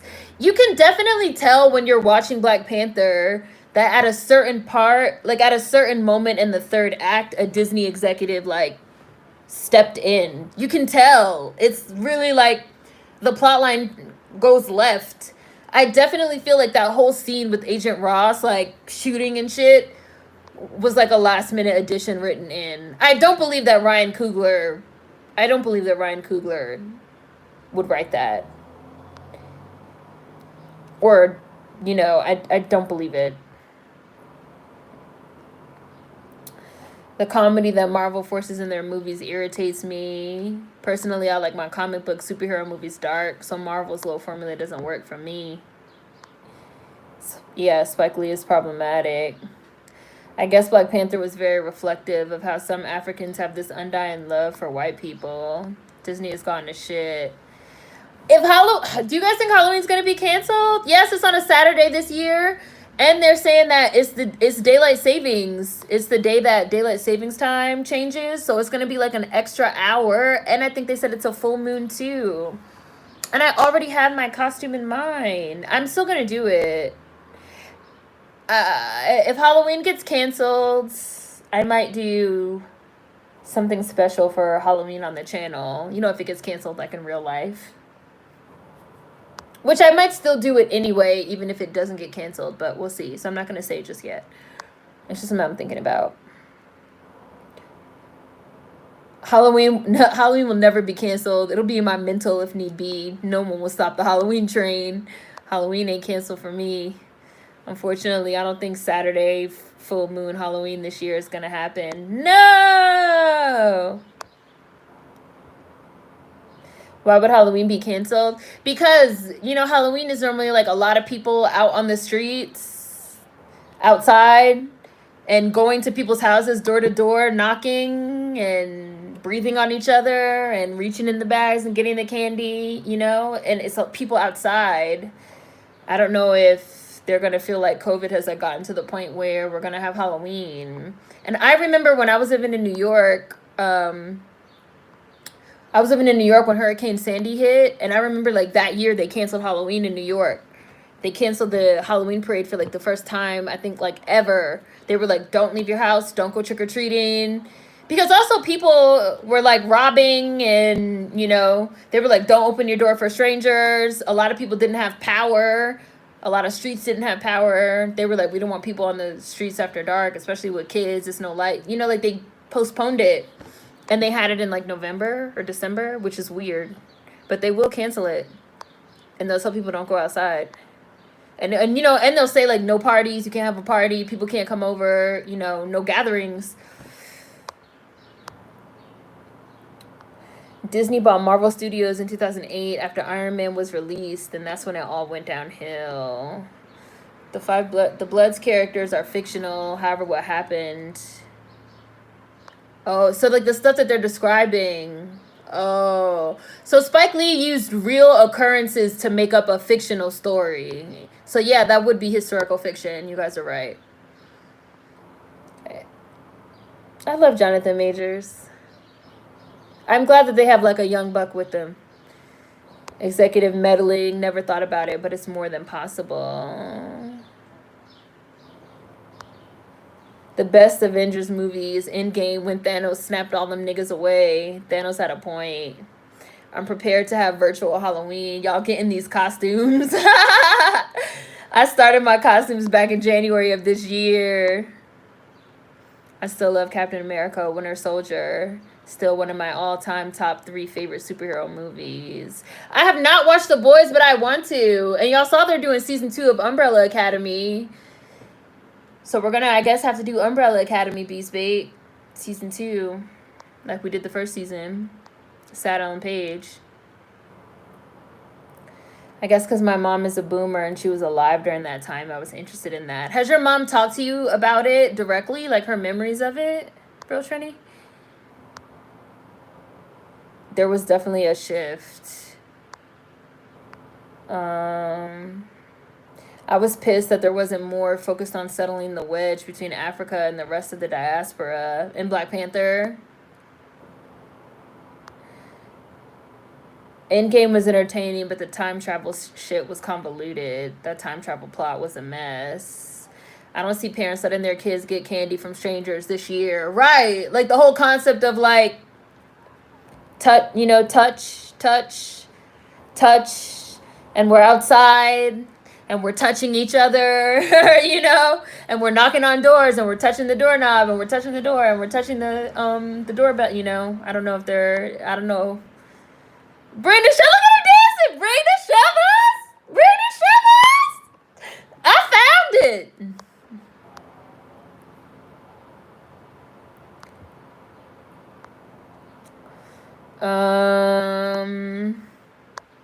I'll still be outside for Halloween. Halloween shouldn't be canceled. Most people are wearing masks. Oh yeah, COVID, right? It's oh yeah.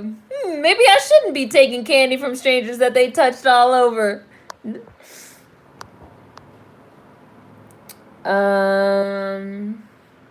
Winter Soldier was the best one. So they did get it. If they cancel Halloween, I'm running outside naked. Look for me on the news. Halloween is the one time of the year where we ignore what our parents told us about talking to strangers and taking candy from people we don't know. Exactly, Nicole. And we don't really think about it, right? Because it's Halloween. But then in the middle of a pandemic, it's kind of like, oh yeah, we probably shouldn't be fucking outside mingling with strangers and taking candy from strangers, knocking on people's doors and stuff, I'm curious to see if they're going to feel like it's fine to have Halloween or if it's going to be canceled this year. I hope it's not. That would be sad. But that's why I said if they do cancel it, I'm going to do something special. I'm definitely going to do something special on the channel if they do. I promise it won't be canceled down south. That's like the Wild Wild West. The exact moment of the shift in Black Panther was when he was yelling at the ancestors, like, all of you were wrong to turn your backs on the rest of the world. Rest of the world and not black people? Okay. Remy! The government has all but confirmed that it's fine with people dying in mass. Everything opening up despite rising cases proves that Halloween will be on and popping. Hi, Marcus!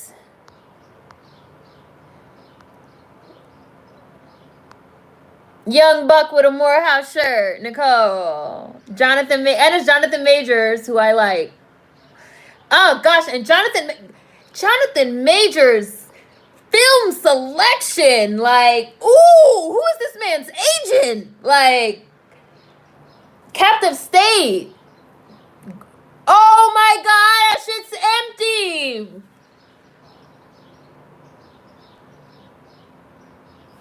It looks like it rotted away at the bottom. But yeah, Jonathan Majors' film selection has been excellent. Like, Captive State, excellent. Last Black Man in San Francisco, excellent. Now he's about to be the lead in Lovecraft Country. Like, ooh, you getting the roles, Jonathan. The Five Bloods. You getting the rose. Oh, is it there? Is it over there? Oh! So it just got distributed throughout the ground over the years. Thank you, Marcus. Super chat. Sorry, y'all know I'm still watching the movie, so I do love him. I do love him. I loved Captive State, and I really felt like Captive State, people did not understand it. And Jonathan Majors was like the leader of the revolution, and Ashton Sanders played his little brother, and it was such an interesting portrayal of like revolution, and you're trying to like overthrow something, and you're seen as a terrorist group, and you are involved in terrorist plots and shit. Like, it's a great movie, Captive State. People thought it was gonna be like fun aliens, but it wasn't. Holy motherfucking, I wouldn't do all this yelling about gold. I'd be scared that somebody would be like, gold. Whoop. Sorry, my hand. Gold. And come running over. Damn, they found a lot of it too. 17 million. Shit, let me go dig in my backyard real quick. I'd be quiet as a church mouse, right? All this yelling. Gold! Okay, you didn't understand Captive State? Alien Baby. I wrote about Captive State for Riot. So if you do Riot material, Captive State, my name, please read it. Please read it. Because I thought Captive State was really interesting. I think it wasn't marketed properly. They talking about reparations. Oh, you rich. Money don't mean shit to you. How the fuck are you broke, Eddie? Oh, he got something to... let it out. Eddie, speak what's on your heart. Lost it all. How did he lose it? Yeah, spill it. All these hints. You dropping hints. Tell us. Ex-wives. Bad investments. Back taxes. Living large. Oh, yeah. You fucking name it. I spent money on it. On a black card that's already overdrawn. So how they gonna get back home? Wow. He doesn't own the car dealership. He doesn't get money off of the name. Wow. I ain't got a pot to piss in or a window to throw it out of, and that's facts. Yeah, because I didn't hear a thing about Captive State until Seren saw it. We all know why it wasn't marketed properly. This scene and the other one had me on the edge of my seat. I haven't seen Captive State yet, but I will. This reparations talk.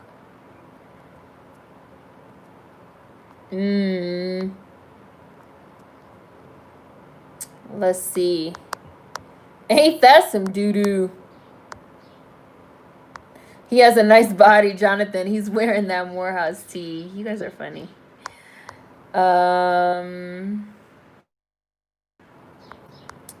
Yeah, they found the gold.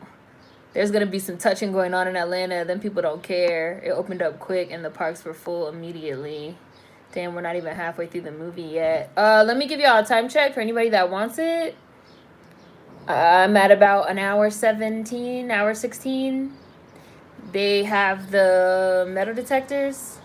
The dude in the red shirt is in the front. He just found something, a big hit. So are these bags full of gold? Because these bags look heavy as fuck. How are they going to get out? How are they going to get these gold bricks out of here? They probably better dig up a body.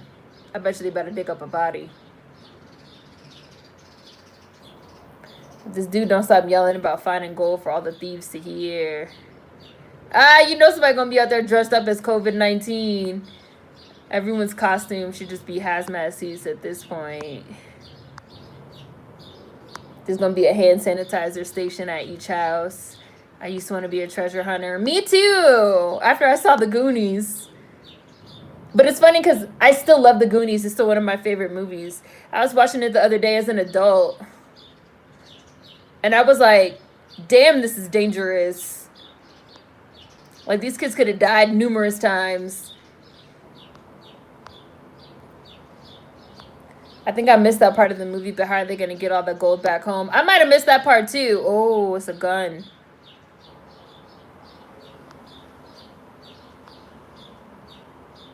Oh.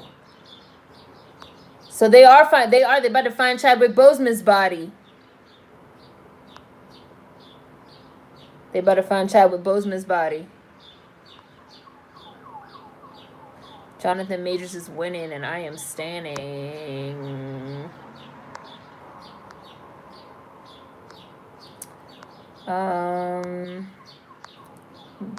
Best scavenger hunt ever. Let me go dig in my backyard real quick. Is it him?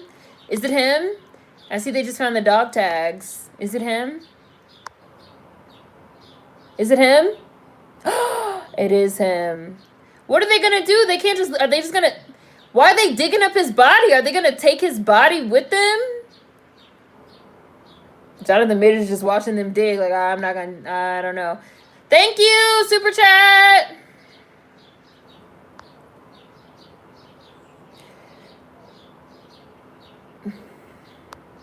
Captive State was marketed really weird, though. Alien Baby. It really was. The scene in the other one had me on the edge of my seat. Wow. Hey, Norm. Wow.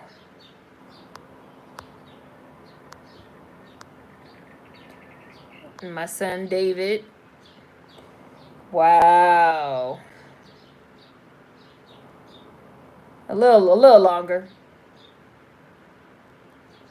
Oh, so I think maybe this did happen when the helicopter crashed. I think maybe I didn't realize that when the helicopter crashed. So I guess like Norm died and the money got scattered, the gold got scattered everywhere.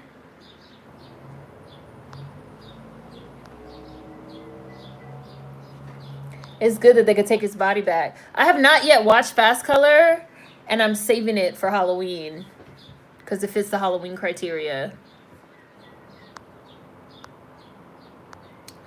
I think if he tried to get the dealerships to give him some money for his name, they just stopped using it. Oh. And he's still trying to keep up appearances. He should still get... Oh. He should still get them to stop if that's the case. They're going to make money off my image. Are they really in Vietnam? Did they really film this in Vietnam?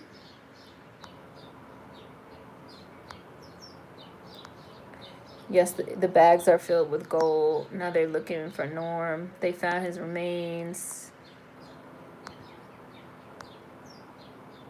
They got like the quiet Marvin Gaye underneath. This is a nice scene.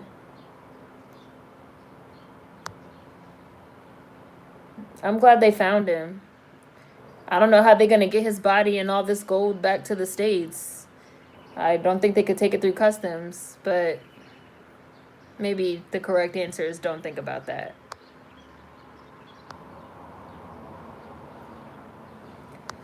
Now that I'm grown, I'm like, where the heck were their parents? Right! Now that I'm grown, I'll be watching, like, watch the Goonies, like, I mean, they were missing. Storm and Norman. They were missing, which is why when they came back, like, the next day, it was, like, this big hullabaloo because they were missing. But, like, cicadas. They talking about cicadas. We're not at home. The Goonies is one of my favorites, too. Oh, Sketchnificent. Thank you, Sketchnificent. Juneteenth coins. Yeah, it looked like they found his dog tag, Queen, and that's what set the metal detector off. And that's how they knew it was Norm. Oh, okay, that was why they went to the French guy. He's going to carry it across customs and set up an offshore account. Oh, the fat guy.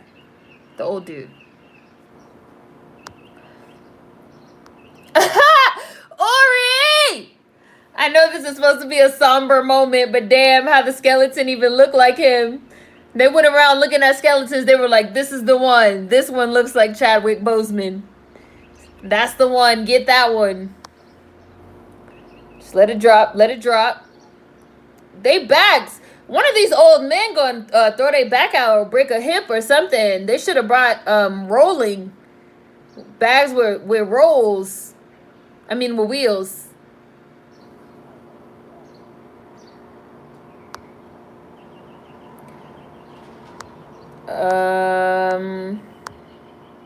Oh, this is sad.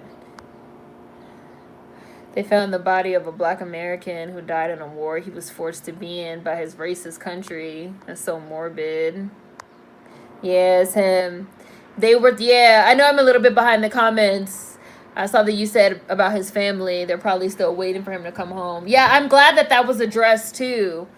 That he just said, like, they just said something about his parents. They want to give him a proper burial.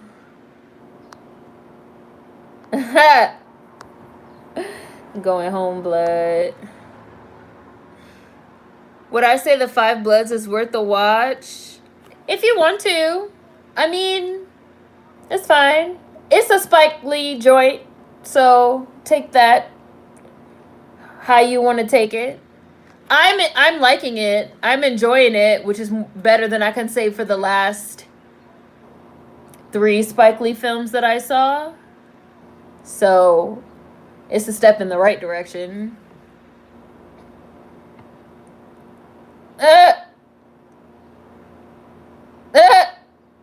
And that's for damn show. I'm mad my man got this watch on and everything. Now, why is he backing up with the gold ball?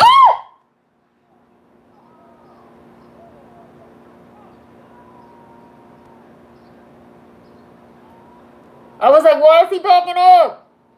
I was like, why is he backing up?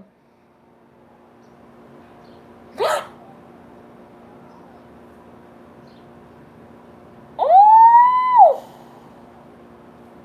Mm-mm! Mm-mm! Mm-mm! Mm-mm! Mm-mm! I'm just listening. I'm not looking. Tell me when it's over. Tell me when it's over. I'm listening. Anybody that's watching along, tell me when it's done. Because, no. No. Is it over? No! Run! Oh, he can't move. He can't move. Don't move.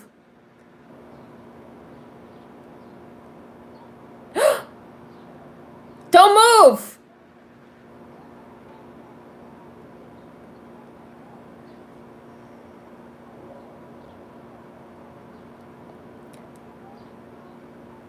Oh, that's the white girl he met earlier. Maybe it's not.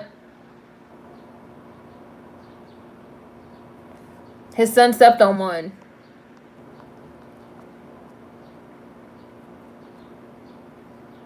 Y'all know I don't do the gore. I don't do the gore.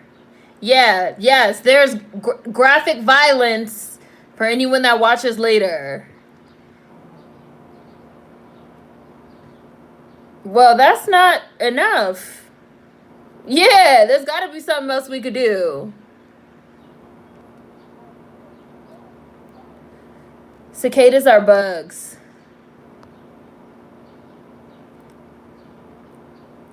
Yes, it's really in Vietnam. I really think they should call the military and get him home. This is so messed up. My grandfathers were drafted for Nam. And then they had the family chasing them, trying to kill them. In the real world, them Goonies would have been dead. Right, the Fratellis. Like, it's actually a really dangerous premise, the whole concept of the Goonies.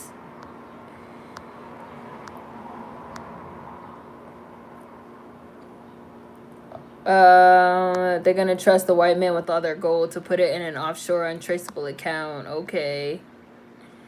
What the shit? Timestamp? I will say, for anybody that's not watching along but that's gonna watch this movie later, there is excessive graphic violence. It's not excessive like it's in the whole movie start to finish. But the opening, there's graphic violence, and there was just another extremely graphic violent scene. So if you don't do gore, like I don't, like I just had to look away. Trigger warning. I'm at about an hour 28 right now. I didn't realize this shit was this long. There's a whole hour left. I saw when Ori put that we're not even halfway through it. It's 2.5 hours? This shit Lord of the Rings length. I didn't realize.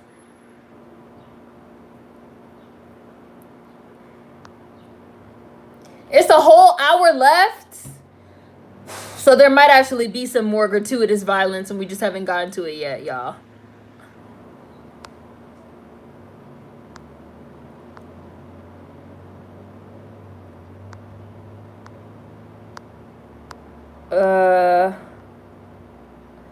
I'm only watching this with y'all. I don't like Spike movies like that. I don't either, World Lover. I don't either.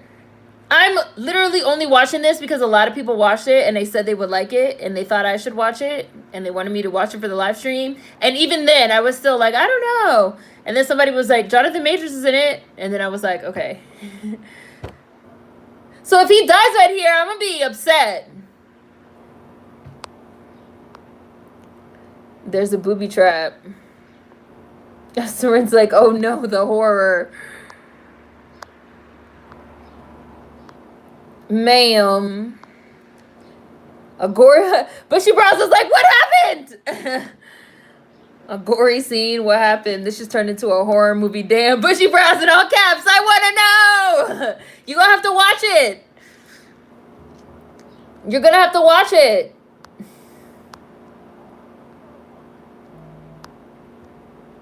I gotta watch this when I get home. You gotta watch it, Jared. Now you have to watch it. For those of you that want to know what happened and what we're talking about, now you have to watch it. Okay. Okay. It blew up. It blew up, but they got him. Sorry, but I'm just reacting. Now that was tense. Now that was some tension.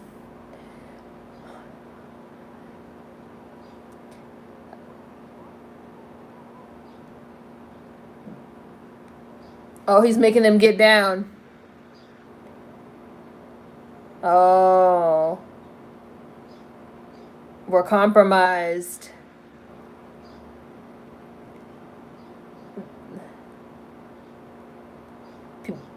Yeah, people gonna be coming. Eddie is dead. Like, y'all have $17 million worth of gold bricks. Nah, I agree. I agree. You are compromised. Y'all gotta get out of there. Y'all got $17 million worth of, like, unmarked gold bricks. Like, number one, how are you gonna explain that? Like, nah. I'd be like, I'm not getting arrested in Vietnam and being accused of stealing this shit. I'm not going to no Vietnamese prison. I would have shot this white man right here. I would have knocked his ass out. Pow. Who's next? Shoot him. I know he's not going to, but he should.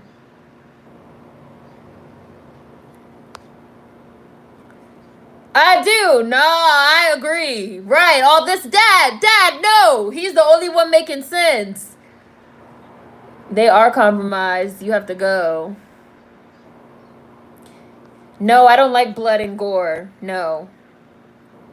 I don't like blood and gore. And I don't like that type of horror either. I like tension and suspense, and I like, you know, like ghosts and witches and aliens and monsters. I don't like blood and gore, seeing people's insides and seeing people getting blown up and bleeding and shit. I don't want to see that shit. It's not my thing. It's not my jam. It's not my jam. Not my son. Oh no, baby, what is you doing? This why I was on the edge of my seat. I was waiting for the landmines. His son stepped on one. 0 to 100. I'm the motherfucker. I'm the man.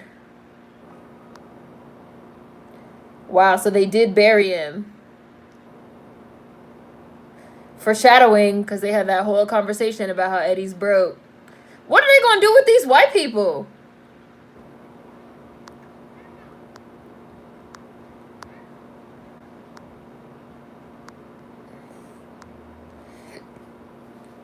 I would be so heartbroken if my paternal grandfather went missing over at Nam and his body was eventually found, but no one was going to bring him home.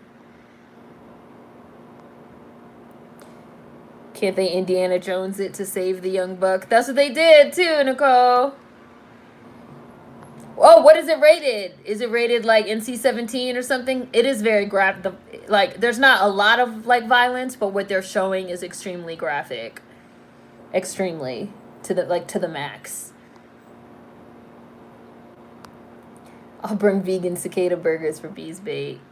Brooke, I see what they about to try. They're gonna have to be quick. Yeah, they got him.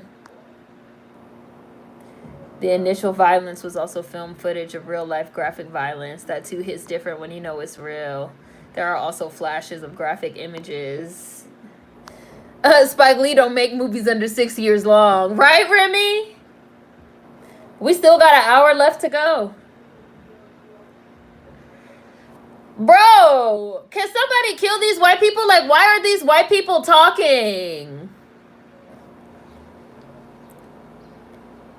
Like, right, shut the fuck up. White people gotta fucking talk. You lucky you even alive right now. You just tried to jump at me while I had a gun in my hand. Like, count your blessings, Caucasian. Exactly, Brooke. This white man with the goatee talking way too much for me. I think they tied them up while they were burying Eddie. But now they're like walking together, watching them, so they untied them. They don't know where they are. It's nighttime. They should stop to make camp. I wouldn't travel at night.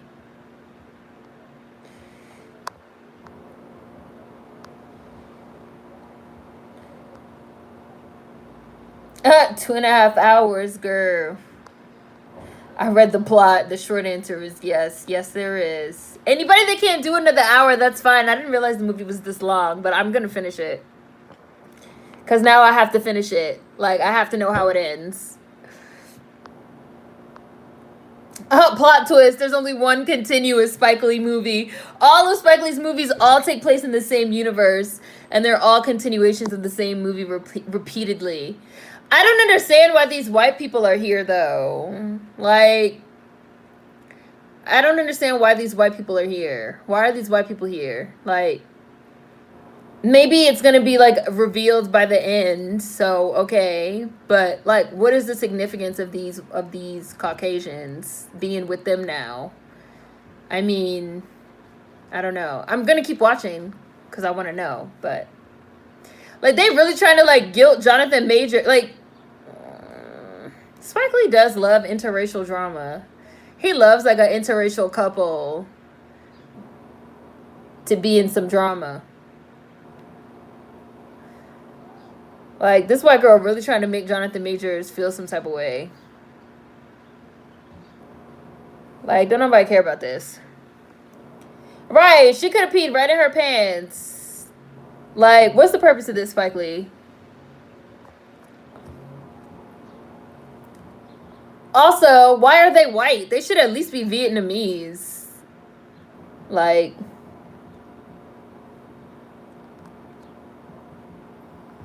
Spike Lee movies are longer than service at black churches.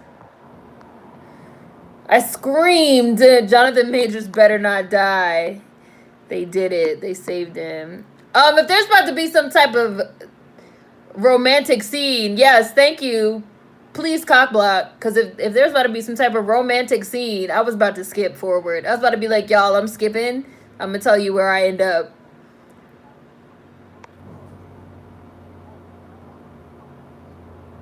What? Please kill these white people.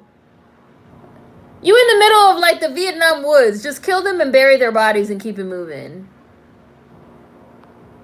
Now we're into the gratuitous hour. Now we're into why I don't watch Spike Lee movies. This is about to be Ganja and Hess part 2 of complaints for the next hour. This movie got my nerves on 10. They're compromised. Shoot all their kneecaps out, they'll live. Right, Brooke. Shoot him in the leg if you don't want to kill him. But I would kill them. Because these white people have heard them talking about the gold. Oh, what the fuck? He fucking hit him with a stick. Oh. He ran away. Now, white boy gone.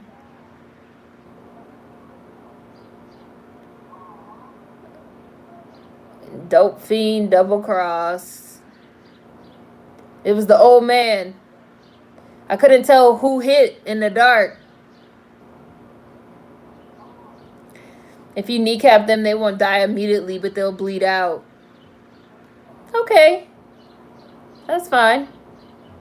I would have killed them because they know about the gold. Like, what are they planning to do with these white people? Like, what are they planning to do with these white people?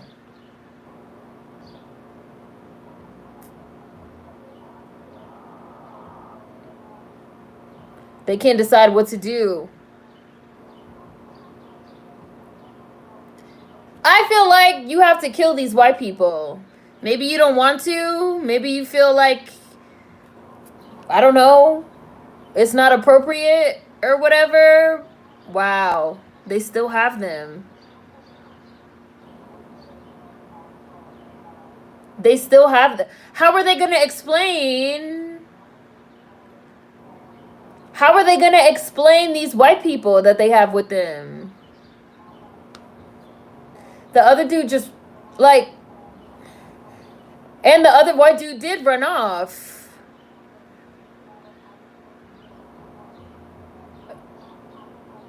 Oh, they said Eddie broke his ankle. I didn't see Miracle at Santa Ana. What happened?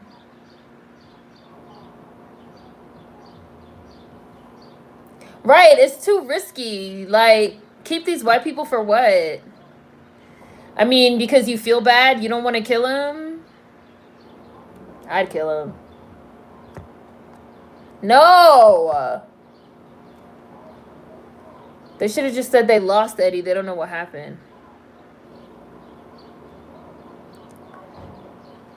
No, he didn't break an ankle. He got blew up by a landmine. Just tell the truth. No, they didn't kill him.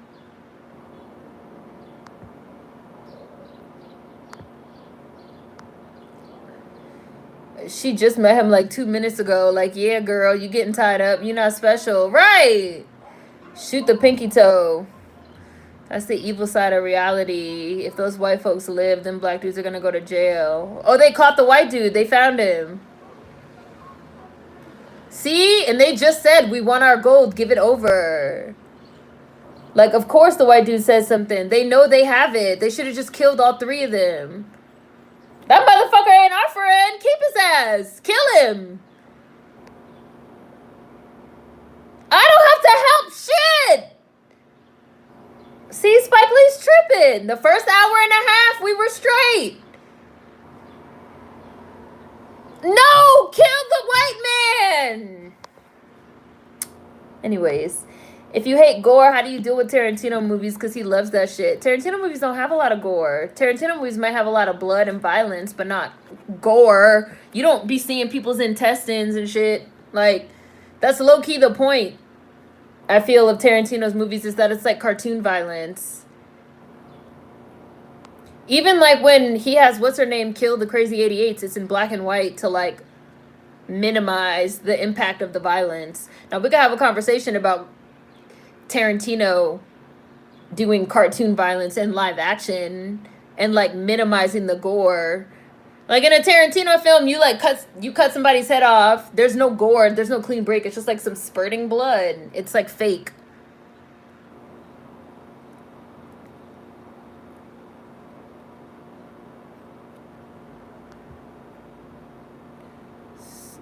So, no, that's true. Damn Skippy. I would not so the whole purpose of these white people being introduced was so we could have this conflict of, are we gonna trade the gold for the white dude that hit me over the head and ran away in the middle of the night, and that also bucked at me another time? This is a made-up conflict. Isn't there some type of word for that? Plot armor? That's not the word, is it? Oh yeah, some more graphic. Yeah, these white people are just a plot device. I'm over them. Y'all hear the word nigga in a Tarantino movie more than you'll see some gore. Yeah, there's not a lot of gore. I don't like disgusting, like intestines and you know, like what they just showed when Eddie was dying. He was like twitching. It was like all this pink red. There's no reason for them to be in this conflict. And there go the white man running. Look, there he go running off again. Oh, he blew up. There's no reason for them to be in this conflict. Jonathan Majors just got shot. There's no reason for them to be in this conflict at all. Jonathan Majors just got shot in the leg. I am watching a whole conflict that just got started by some fucking Caucasians that just wandered into the plot 20 minutes ago. Spike Lee, you were good for the first hour 28. Like, you had me. Like, you had me. You had to introduce these three white people to give your plot something. Yes, plot armor. There's only conflict because the director writes it, wants it to be. Like, these white people just got here and they've already caused like so much havoc, even though that is how white people operate. But like, what's the point of writing this? Now Jonathan Majors, who just survived the fucking mine, has gotten shot in the leg because they was talking about some trade the gold for this white person who just blew up anyway. Oh, it went clean through. That's good. So it's just bleeding. They just got to keep it clean and wrap it up. I don't know why they crying. He low-key killed himself. Shouldn't have been tripping and running away and hitting people and acting, you know, like a Caucasian. There's a lot of, like, intestines and shit. Like, just intestines laying on the ground. I don't need to see that.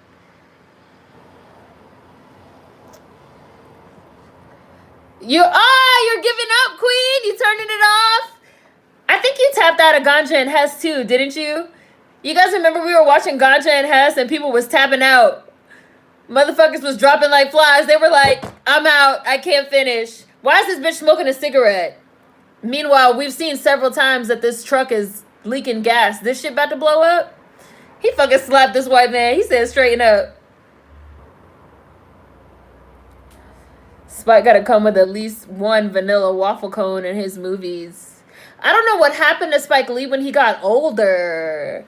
Once he got old, he turned into one of them we need white people types. Maybe not we need them,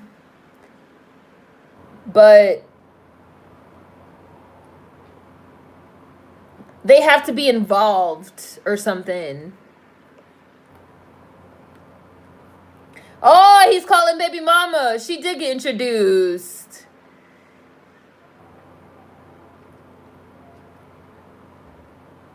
Not Ganja and Hess. Sorry. I'm calling it Ganja and Hess, but I mean the sweet blood of Jesus. I mean Spike Lee's Ganja and Hess. The sweet blood of Jesus. I remember people were tapping out. People were tapping out of the sweet blood of Jesus. I remember, like, as soon as the lesbian scene in the shower, some of y'all were like, all right, that's it. That's enough. And I think wasn't the lesbian scene also interracial? It was a lot.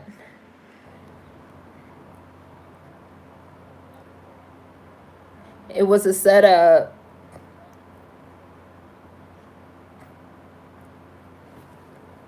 Right, why would he tell you? Plot armor is something different. Plot armor is when a character never fails or dies no matter what happens, because there's a main character and the plot needs them to win.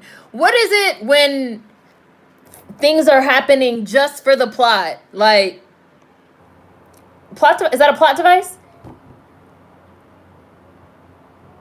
If you don't, am I really gonna have to listen to these white people cry and whine and complain for the next 47 minutes and 22 seconds? For real? Really?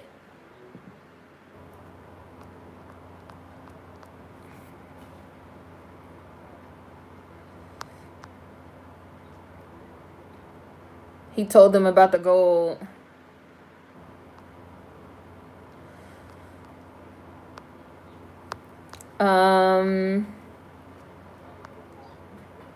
Where was I? Where were y'all? Seren, what's a movie without a splash of white people? What's a movie without a splash of white people? Like, people really think, like, white people gotta be in the movie. Like, they can't make a movie without at least one Caucasian. Also abscond with the white people. Why couldn't they just be Vietnamese? The skinny white one looks like a literal goat, and it's annoying me. When the world ends, the Spike Lee movie will still be playing.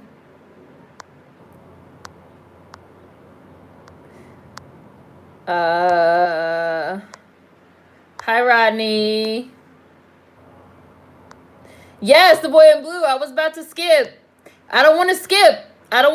I'm trying to watch the movie. I don't want to skip. But I will. Who's screaming? Who's screaming and crying? The movie would have been shorter without this scene. Thank you, Dad. The fool's son getting sunk in place. Right, Ori. Didn't need to see that.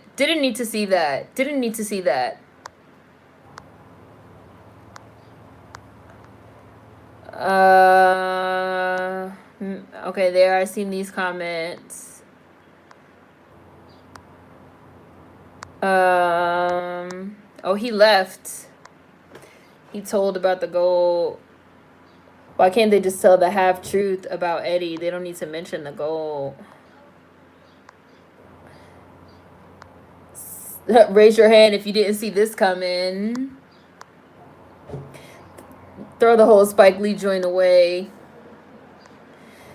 If I have to choose between $17 million worth of gold and the life of a white man that I don't know, I'll send anonymous flowers to the funeral. Nicole, I will send the best flowers that money can buy to the funeral. They'll be very tasteful.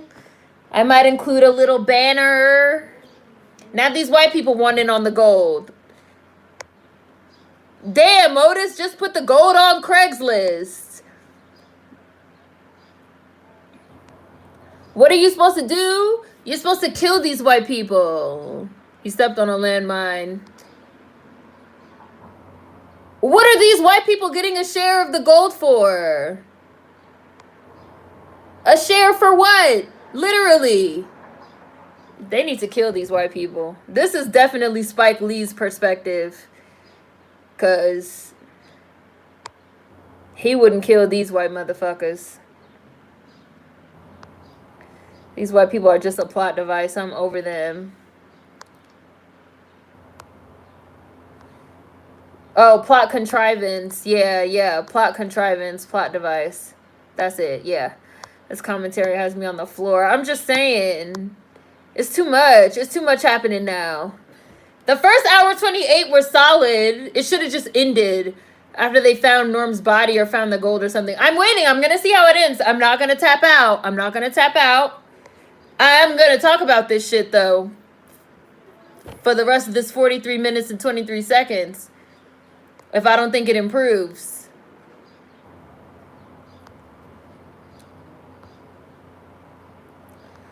They literally compromise themselves to save white folks. I hate this movie. I'm turning it off. I'll be like, can y'all go now? These white people are bad luck. Bruh, ever since the white people appeared, everything that went left. They were definitely a plot device so that everything could go left. But it's like, they could have just been killed. And we wouldn't be in this situation right now. And yet here we are. I don't think I'm going to make it. I think the industry started wearing Spike down. That's what you think happened? The industry started wearing him down? I also think that a lot of people, you know, they get older and they get, when they have money, they get used to like a different type of lifestyle. Not new, but a different type of lifestyle, and they forget. I don't know. I think about brainwashing a lot. Maybe this sounds like I'm getting off topic. I think about brainwashing a lot. Like, I think social media is literally brainwashing people. This is this acapella version of what's going on is great, Ori. I think people get brainwashed. And I think like all of, you know, your socialization and the situations that you're in, the rooms that you're in, the way people are talking and acting can literally brainwash you. It can like get you. I kind of feel like maybe that's what happened to Spike Lee. I don't know, though. It's hard to believe that the person that made the Malcolm X movie with Denzel Washington made The Sweet Blood of Jesus, or made what I'm watching right now with these random white people now about to get a share of this gold for absolutely no reason at all because they don't want to kill them. It's like the same person that made this made Malcolm X? The same person that made this made Crooklyn? How is that possible? And I felt the same way after I watched Chirac. I was just like, nah, this isn't it. This perspective ain't it. It's definitely the perspective of an older person that's just like, killing is wrong and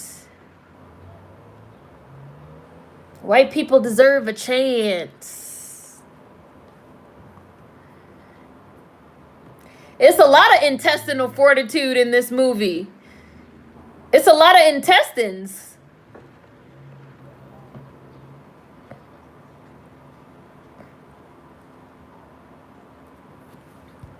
Who's he talking to?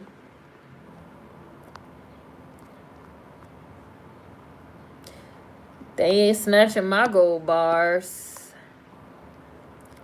Spike Lee aged into a turtle now that he's older. I tapped out of The Sweet Blood of Jesus. He's on that. They got to be included in the narrative. I finished Ganja and Hess and even The Sweet Blood only because I had seen it before. A lot of people tapped out of Sweet Blood of Jesus, like Nicole. I remember people being like, I can't watch this. Y'all were like, we'll watch you watch it. That one was really bad, though. A splash, part of the recipe. This movie sounds like a nightmare. Dead kids, people blowing up. Yeah, there's a lot happening. I'm gonna make it to the end for everyone that's tapping out. I'm gonna continue to watch the inner workings of Spike Lee's mind for y'all so that I can tell you how it is. But I will say that since we watched this, we should definitely watch the Dave Chappelle and we should definitely watch the Miss Juneteenth. Maybe we could do both of them on Sunday. The Dave Chappelle thing is short. It's only 27 minutes. The Dave Chappelle short and Miss Juneteenth is probably less amount of time than this movie that I'm watching right now.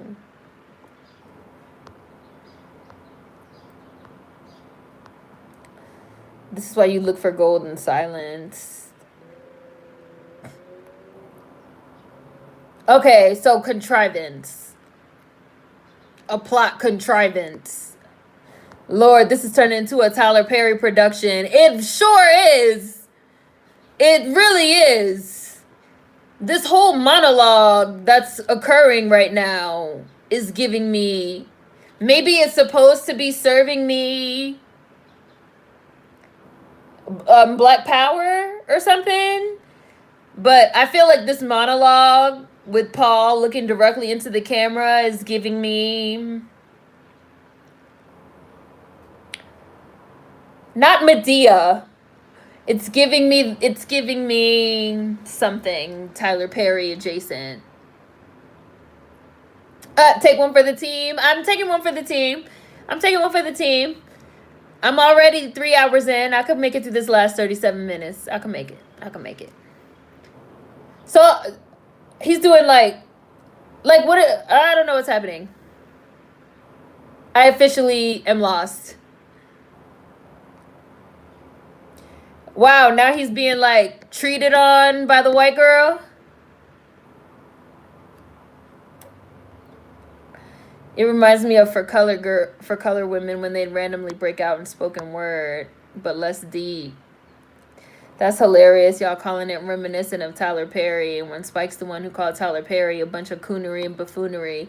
I mean, since these random white people got introduced, we have been coonery and buffoonery adjacent in the Five Bloods. A little bit.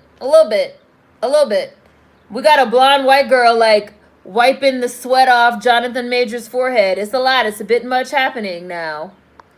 They really trying to make fetch happen with the white girl.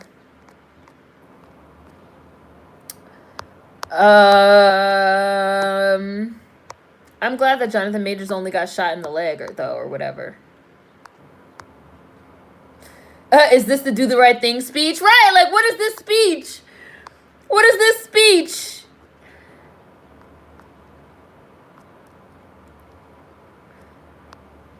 Where I... Oh, it's a snake! Oh, no, it's a snake!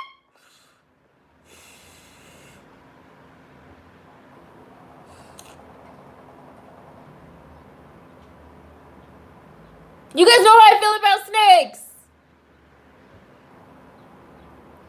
Oh, it bit him. He's sucking out the poison. Suck out the poison. Oh, gosh. Y'all know how I feel about snakes. I'm glad he killed it. I would have been like... I would have wasted all my ammo. I would have been shooting for like 20 minutes. I fucking hate snakes. Child, this man having a heart-to-heart. Okay. I don't want to have... I can't watch the heart-to-heart. So... I just skipped to 2 hours, 2 minutes and 13 seconds. I skipped the heart-to-heart. I don't want to watch it. I don't care. So, yeah, I moved. So, now I'm at around 2 hours, 2 minutes and 27 seconds. I skipped ahead. I might be ahead of some of you. Because I didn't want to hear that. Whoa! Why is Paul's foot in this rope?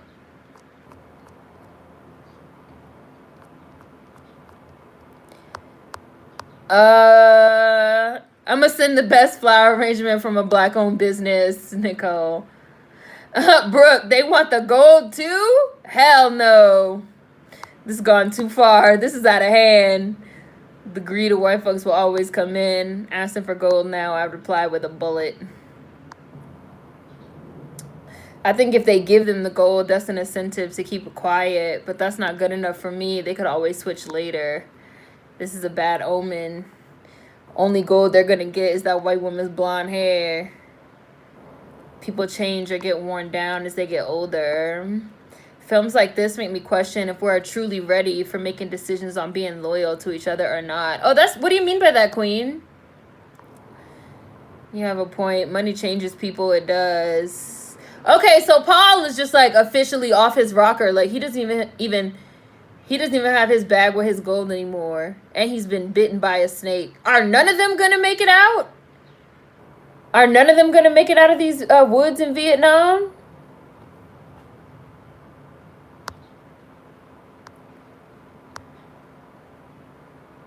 Somebody did say that, Vanity, that there were some Vietnamese people watching them from afar when they first found the gold. We do have to think about the people that Spike Lee is probably around. He's in a white-dominated industry. And I remember we talked about this when Pharrell did the whole, you know, the new black doesn't believe in racism and this and that. It's kind of like, you know, like you can almost understand when this is somebody that Pharrell or Spike Lee or whoever, people that have been rich and famous for decades, literally, you know, like a long time. And all the white people you come across that are so nice to you because they know you, they know who you are, and they're, you know, they're so nice, they're so cool. Like, sorry. They're so nice, they're so cool. You know, it's kind of like, is racism really that bad? You know, like, I think you can convince yourself. They get money and be around nice white, exactly, Nicole, and be around nice white folks for too long, they get that new black fever. I also think that's a part of the wearing down process, that the white people deliberately treat them nice to wear them down.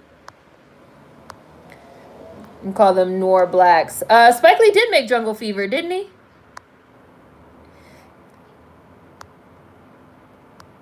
Is this the do the right thing speech that he's given? I feel like he's losing his mind. Right, Brooke, I have to see how it ends. Oh, and now he's imagining that he actually sees Chadwick Boseman. Norm about to give him a whole speech. The ghost of Norm, the hallucination of Norm, because he just got bit by a poisonous snake in the jungles of Vietnam. He's definitely hallucinating. Chadwick Boseman's accent is great. He's great. Chadwick Boseman and Jonathan Majors stealing the show as always. Oh? Oh?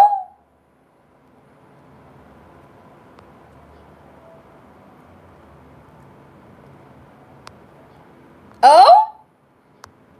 Let's see what happened. Exactly, world lover. Spike Lee be on some other shit. Seren did that, so you won't have to go through that. What did you think of the Dave Chappelle short, Remy? Take one for the team. This looks like a woman. This is Medea on bed rest vibes. Right. Medea when she has the flu and she's delirious. Oh, he sprayed. Oh, he sprayed up and he shot Norm too. Well, these things happen in war. I think about fucking President Snow saying that shit in Hunger Games all the time. I really do. Maybe that sounds random, but I really do. I actually really appreciated the Hunger Games portrayal of war.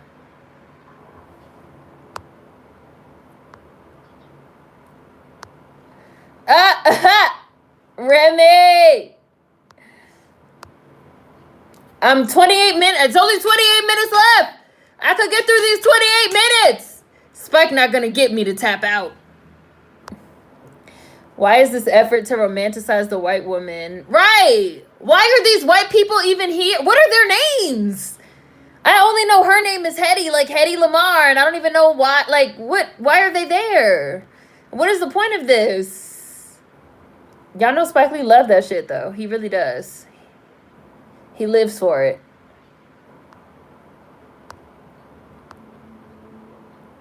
Hi, good nappy hair. Happy Juneteenth. Alexis, it doesn't get better. The boy in blue. Snake! The person who mentioned for Color Girls, you beat me to it. I was just about to say that. Oh, the movie's definitely getting worse. I will say the first hour 28 is like really good.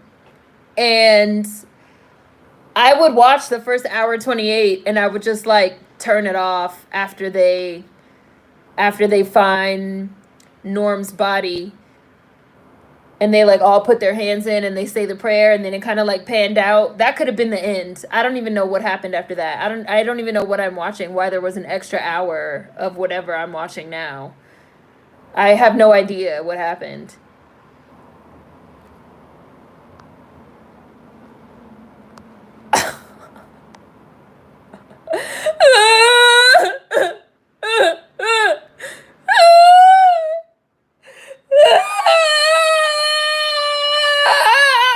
That's what's happening right now.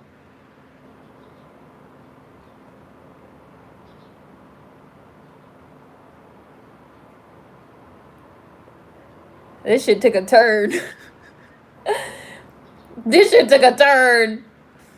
It's up to your imagination what happened after that. But if you watch up to that point where they find the gold and they find Norm's body, that should have been the end. I don't even know what I'm watching now, but we're gonna continue. 25 minutes left. We're in the home stretch, y'all.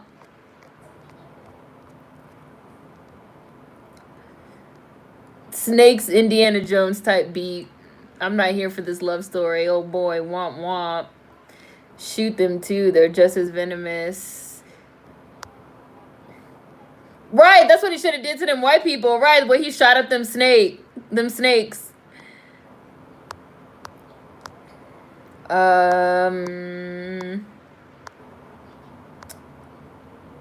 Right. Hi, Daya. Yeah, the live stream is still on because this movie is like, the movie's still on. This movie's long as fuck. But I'm not going to tap out. I'm not going to tap out. I did skip parts, though. Spike Lee gotta see me for this mess. Queen, no ma'am. I will see y'all in Discord. I'm over Spike Lee putting his iPhone note poems in the movie. His iPhone note thoughts are now. I feel like the shit that Paul is saying is not even making sense. Like, what are these monologues supposed to even symbolize? This is definitely giving me like iPhone notes. It's tease. Not iPhone note poems. Venom, sorry.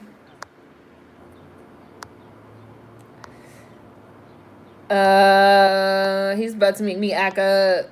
Paul said he saw Norman every night.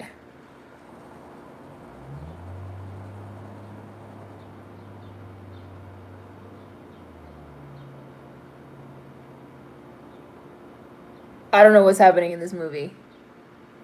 I officially don't know what's happening in this movie. Officially. I'm gonna have to read the screenplay. This is giving me Lena Waithe. This is giving me Lena Waithe. Like, Spike Lee was like really, like, maybe he was sober when he wrote the first half of the screenplay, but this last hour was definitely written while drunk or high or both. Drunk, definitely. I'm gonna have to read the screenplay because this is giving me Lena Waithe tease of just like randomness now. It's supposed to be all profound. I understood nothing. You still watching, Nicole? Drunk, high, distracted, delirious. I don't know. 22 minutes left, y'all. 22 minutes left. We're in the home stretch.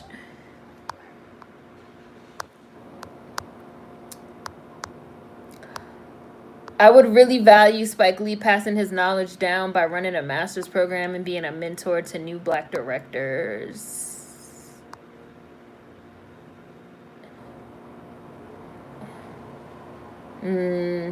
I see, Remy. Yeah.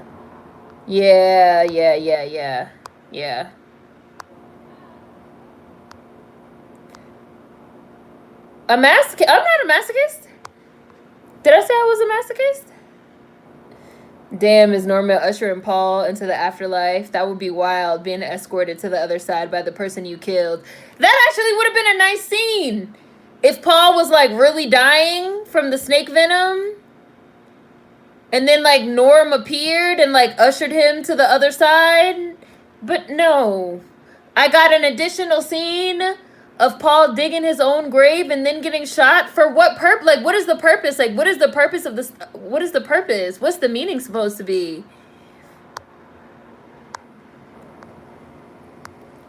Just like how people say only watch the first episode or season, only watch the first hour and 28 minutes. First hour and 28 minutes of this movie, solid. Solid. And then, I don't know, the whiskey kicked in. He was drinking. He'd been drinking watermelon. I don't know what happened. It turned into a fever dream. After that snake in our driveway, I looked up videos on how to catch snakes by hand or with other items. It's up to your imagination on what happened after that. The new name of the movie is Black Uncle Sam. That's what this movie should have been called. That would have been a good movie, Black Uncle Sam. Did you guys watch Black Klansman? I did not watch Black Klansman because I don't watch Spike Lee's movies.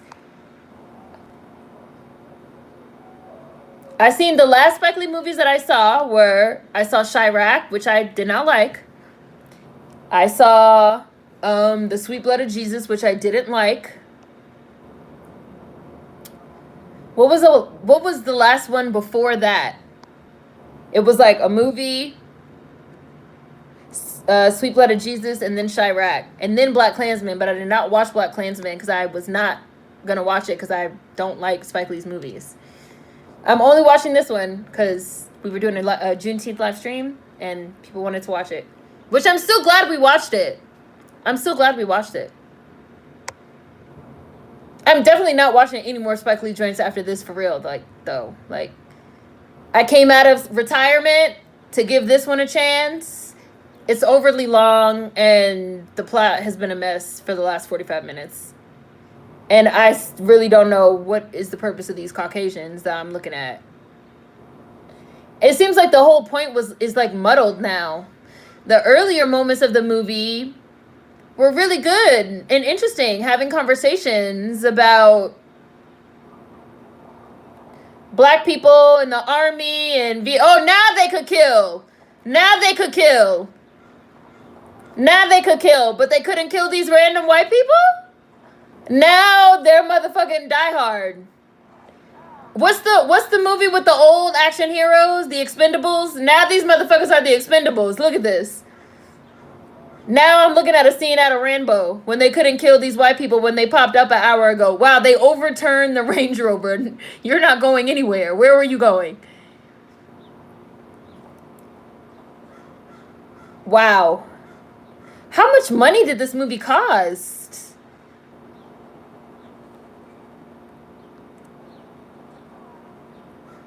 No, just the new ones. Just the recent ones. No, we're not going to burn all of Spike. Oh, the new films, the new ones. Yes, the new ones. That's what I'm saying. Like, something happened. Like, Spike Lee got older and richer, and the movies got worse. Crooklyn is my favorite Spike Lee joint. I watched Do the Right Thing. I like to watch Do the Right Thing on July 4th. Like, the older Spike Lee joints, you know, he had his touch. I don't know what happened. Like I said, how is the person that made Malcolm X the same person that made this movie that I'm watching right now? Wow. Okay. All right. Why they got these guns, like these revolvers, these 19... Wow. You're not hitting him. Wow. He about to blow this man. Wow. Wow. Okay. All right. Okay. Uh-huh. Okay. See, they should have just left these white people in the dust, Brooke.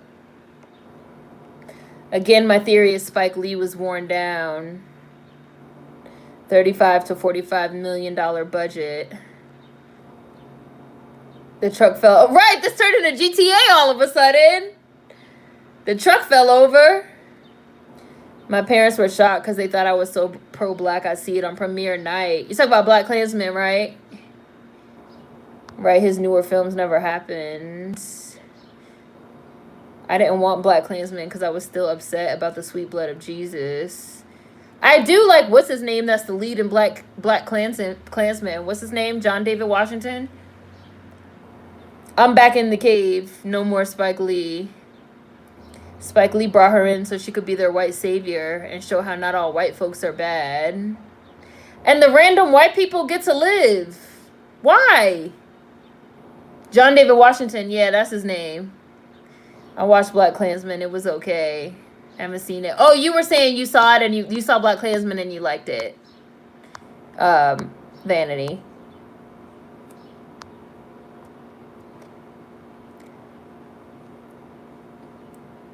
Only watched it for John David Washington. Didn't care too much for it. I refuse to see Black Klansman. Surfboard! Remy, Surfboard! That's what Spike Lee was on when he wrote this. Spike Lee was bloated when he wrote this. Nah. Oh, I get it. I'm forcing myself to watch the movie, so I have to be a masochist. I just want to finish it. Oh, you hanging in there. Thank you, Nicole. You hanging in there with me. We're suffering together. I'm not watching the movie because I can't do Lee's movies no more. Y'all watching the movie is much more entertaining. Yeah, I wanted to have like a good, fun, entertaining live stream for Juneteenth. A good time. But as you guys, like I just said, I haven't watched the last 2 or 3 of Spike Lee's movies. I gave this one a chance because I could watch it, on Netflix for free without having to pay any money for it. No theatrical release. But yeah, I'm definitely going back in the cave. I'm not watching. Spike Lee is a no from me, dog. The newer stuff, not the older stuff. The older stuff when he still had his touch when he was still young, but now no. He's definitely out of touch. But the first hour and a half of this movie was good. Mistress Cross, you can do it, you guys. I believe in you. Still hanging on.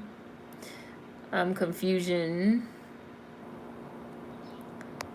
It definitely seemed like he tried to get too profound and too whatever this statement was. I don't really understand what the statement was. What the statement of the last hour was, honestly.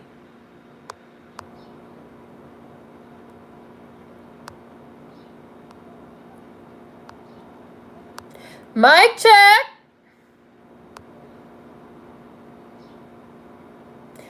Again, with the merging of the real life and the fiction. Now, see, I don't know. The merging of this direct is a little bit.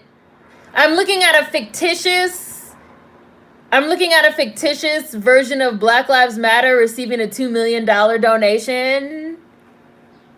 Spike Lee could make a $2 million donation in real life. I don't know, you guys. I don't know. What's the message?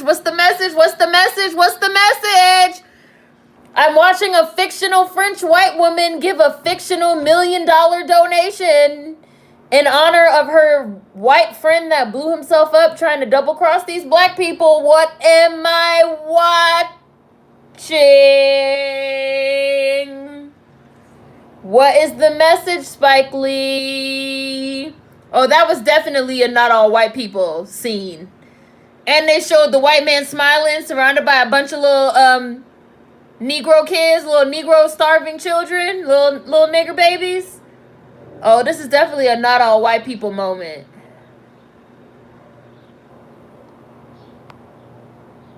We'll have some lint on my face. But it's but they're holding pictures of Chadwick Boseman. That's Chadwick Boseman. That's not a real person. And they're crying. It's a little weird. It's a little disorienting. A little bit.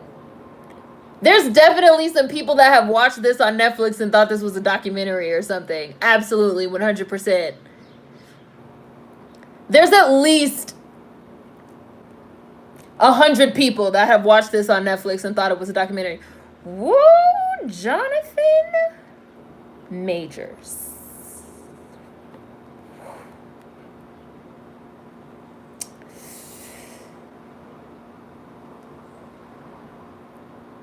The body was looking right. It was looking right and tight.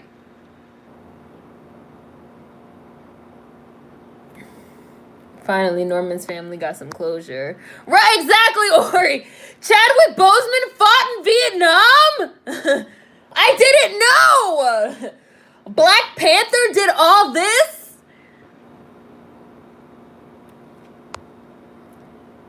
Oh, he finally got to meet his little Blasian daughter.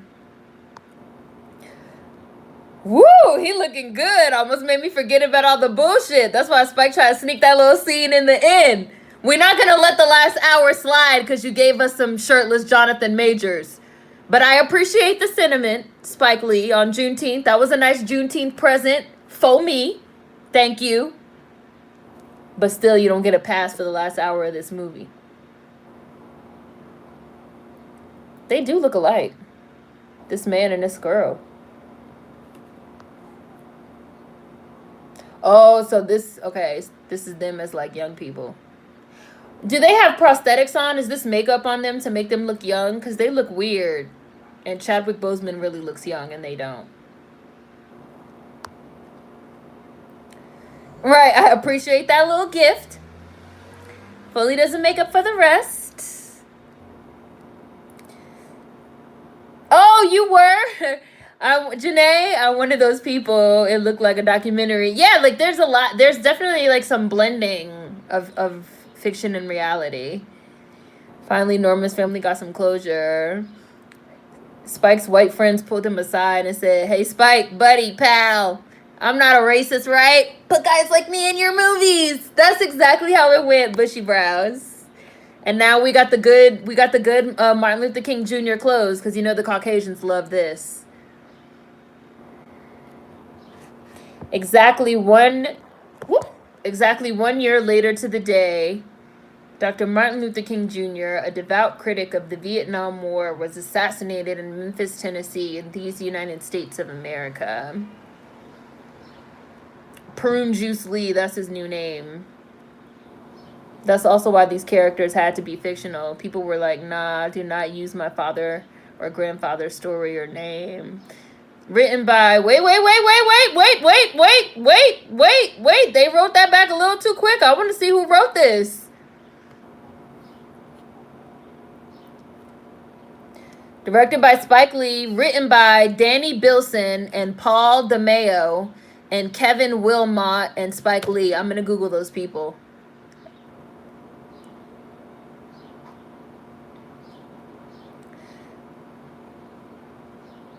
Old Spike Lee, I don't know her. Bring back young Spike Lee.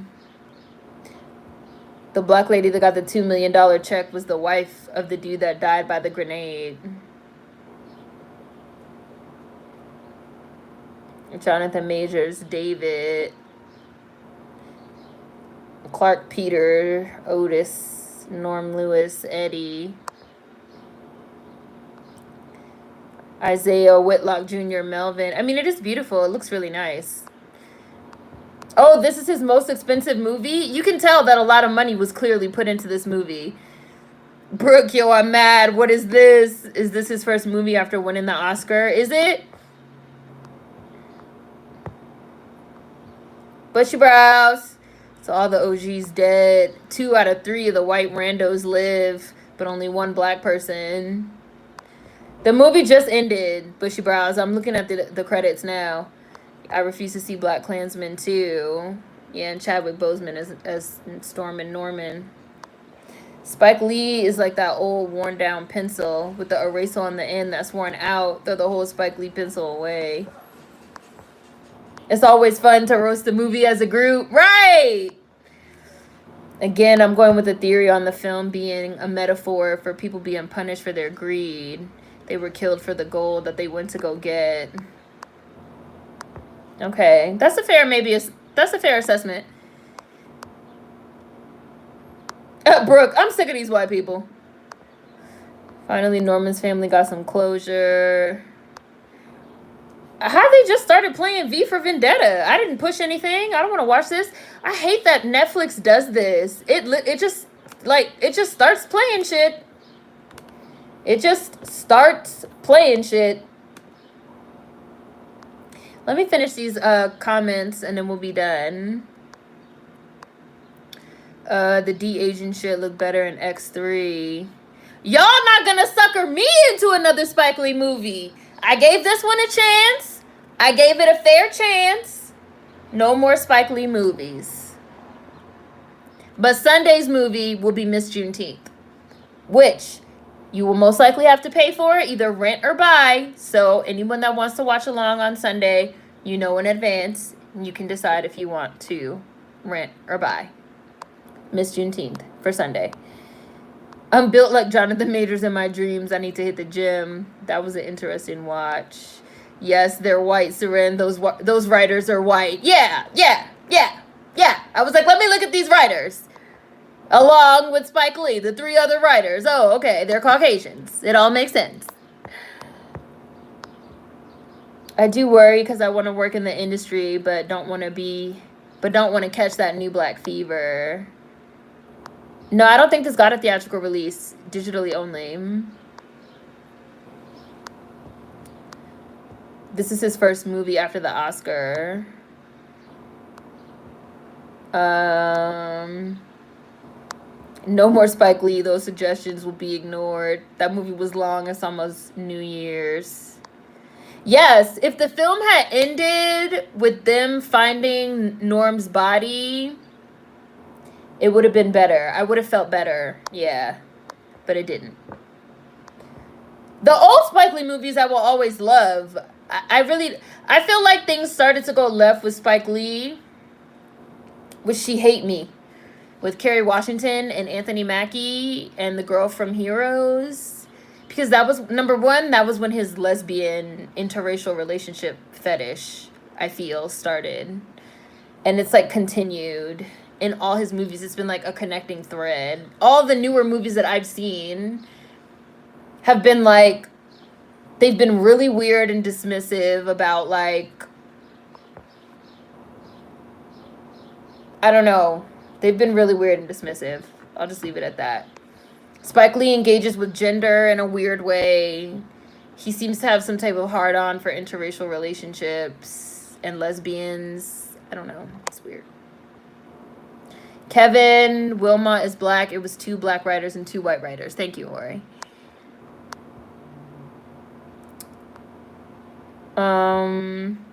I agree. I really want to act, but white spaces would kill me. I get uncomfortable when white people walk up to my register. Imagine acting with them and having them write my character. This movie literally made no damn sense. Imagine having to write a thesis on this mess. I should not have been watching She Hate Me when I was a kid. Oh, you know, actually, I don't think I've seen Inside Man. I don't think I've seen Inside Man. That was the one with Denzel, right? I don't think I've seen that one. Things went left with Spike Lee when he got that Just For Me kit in his hair.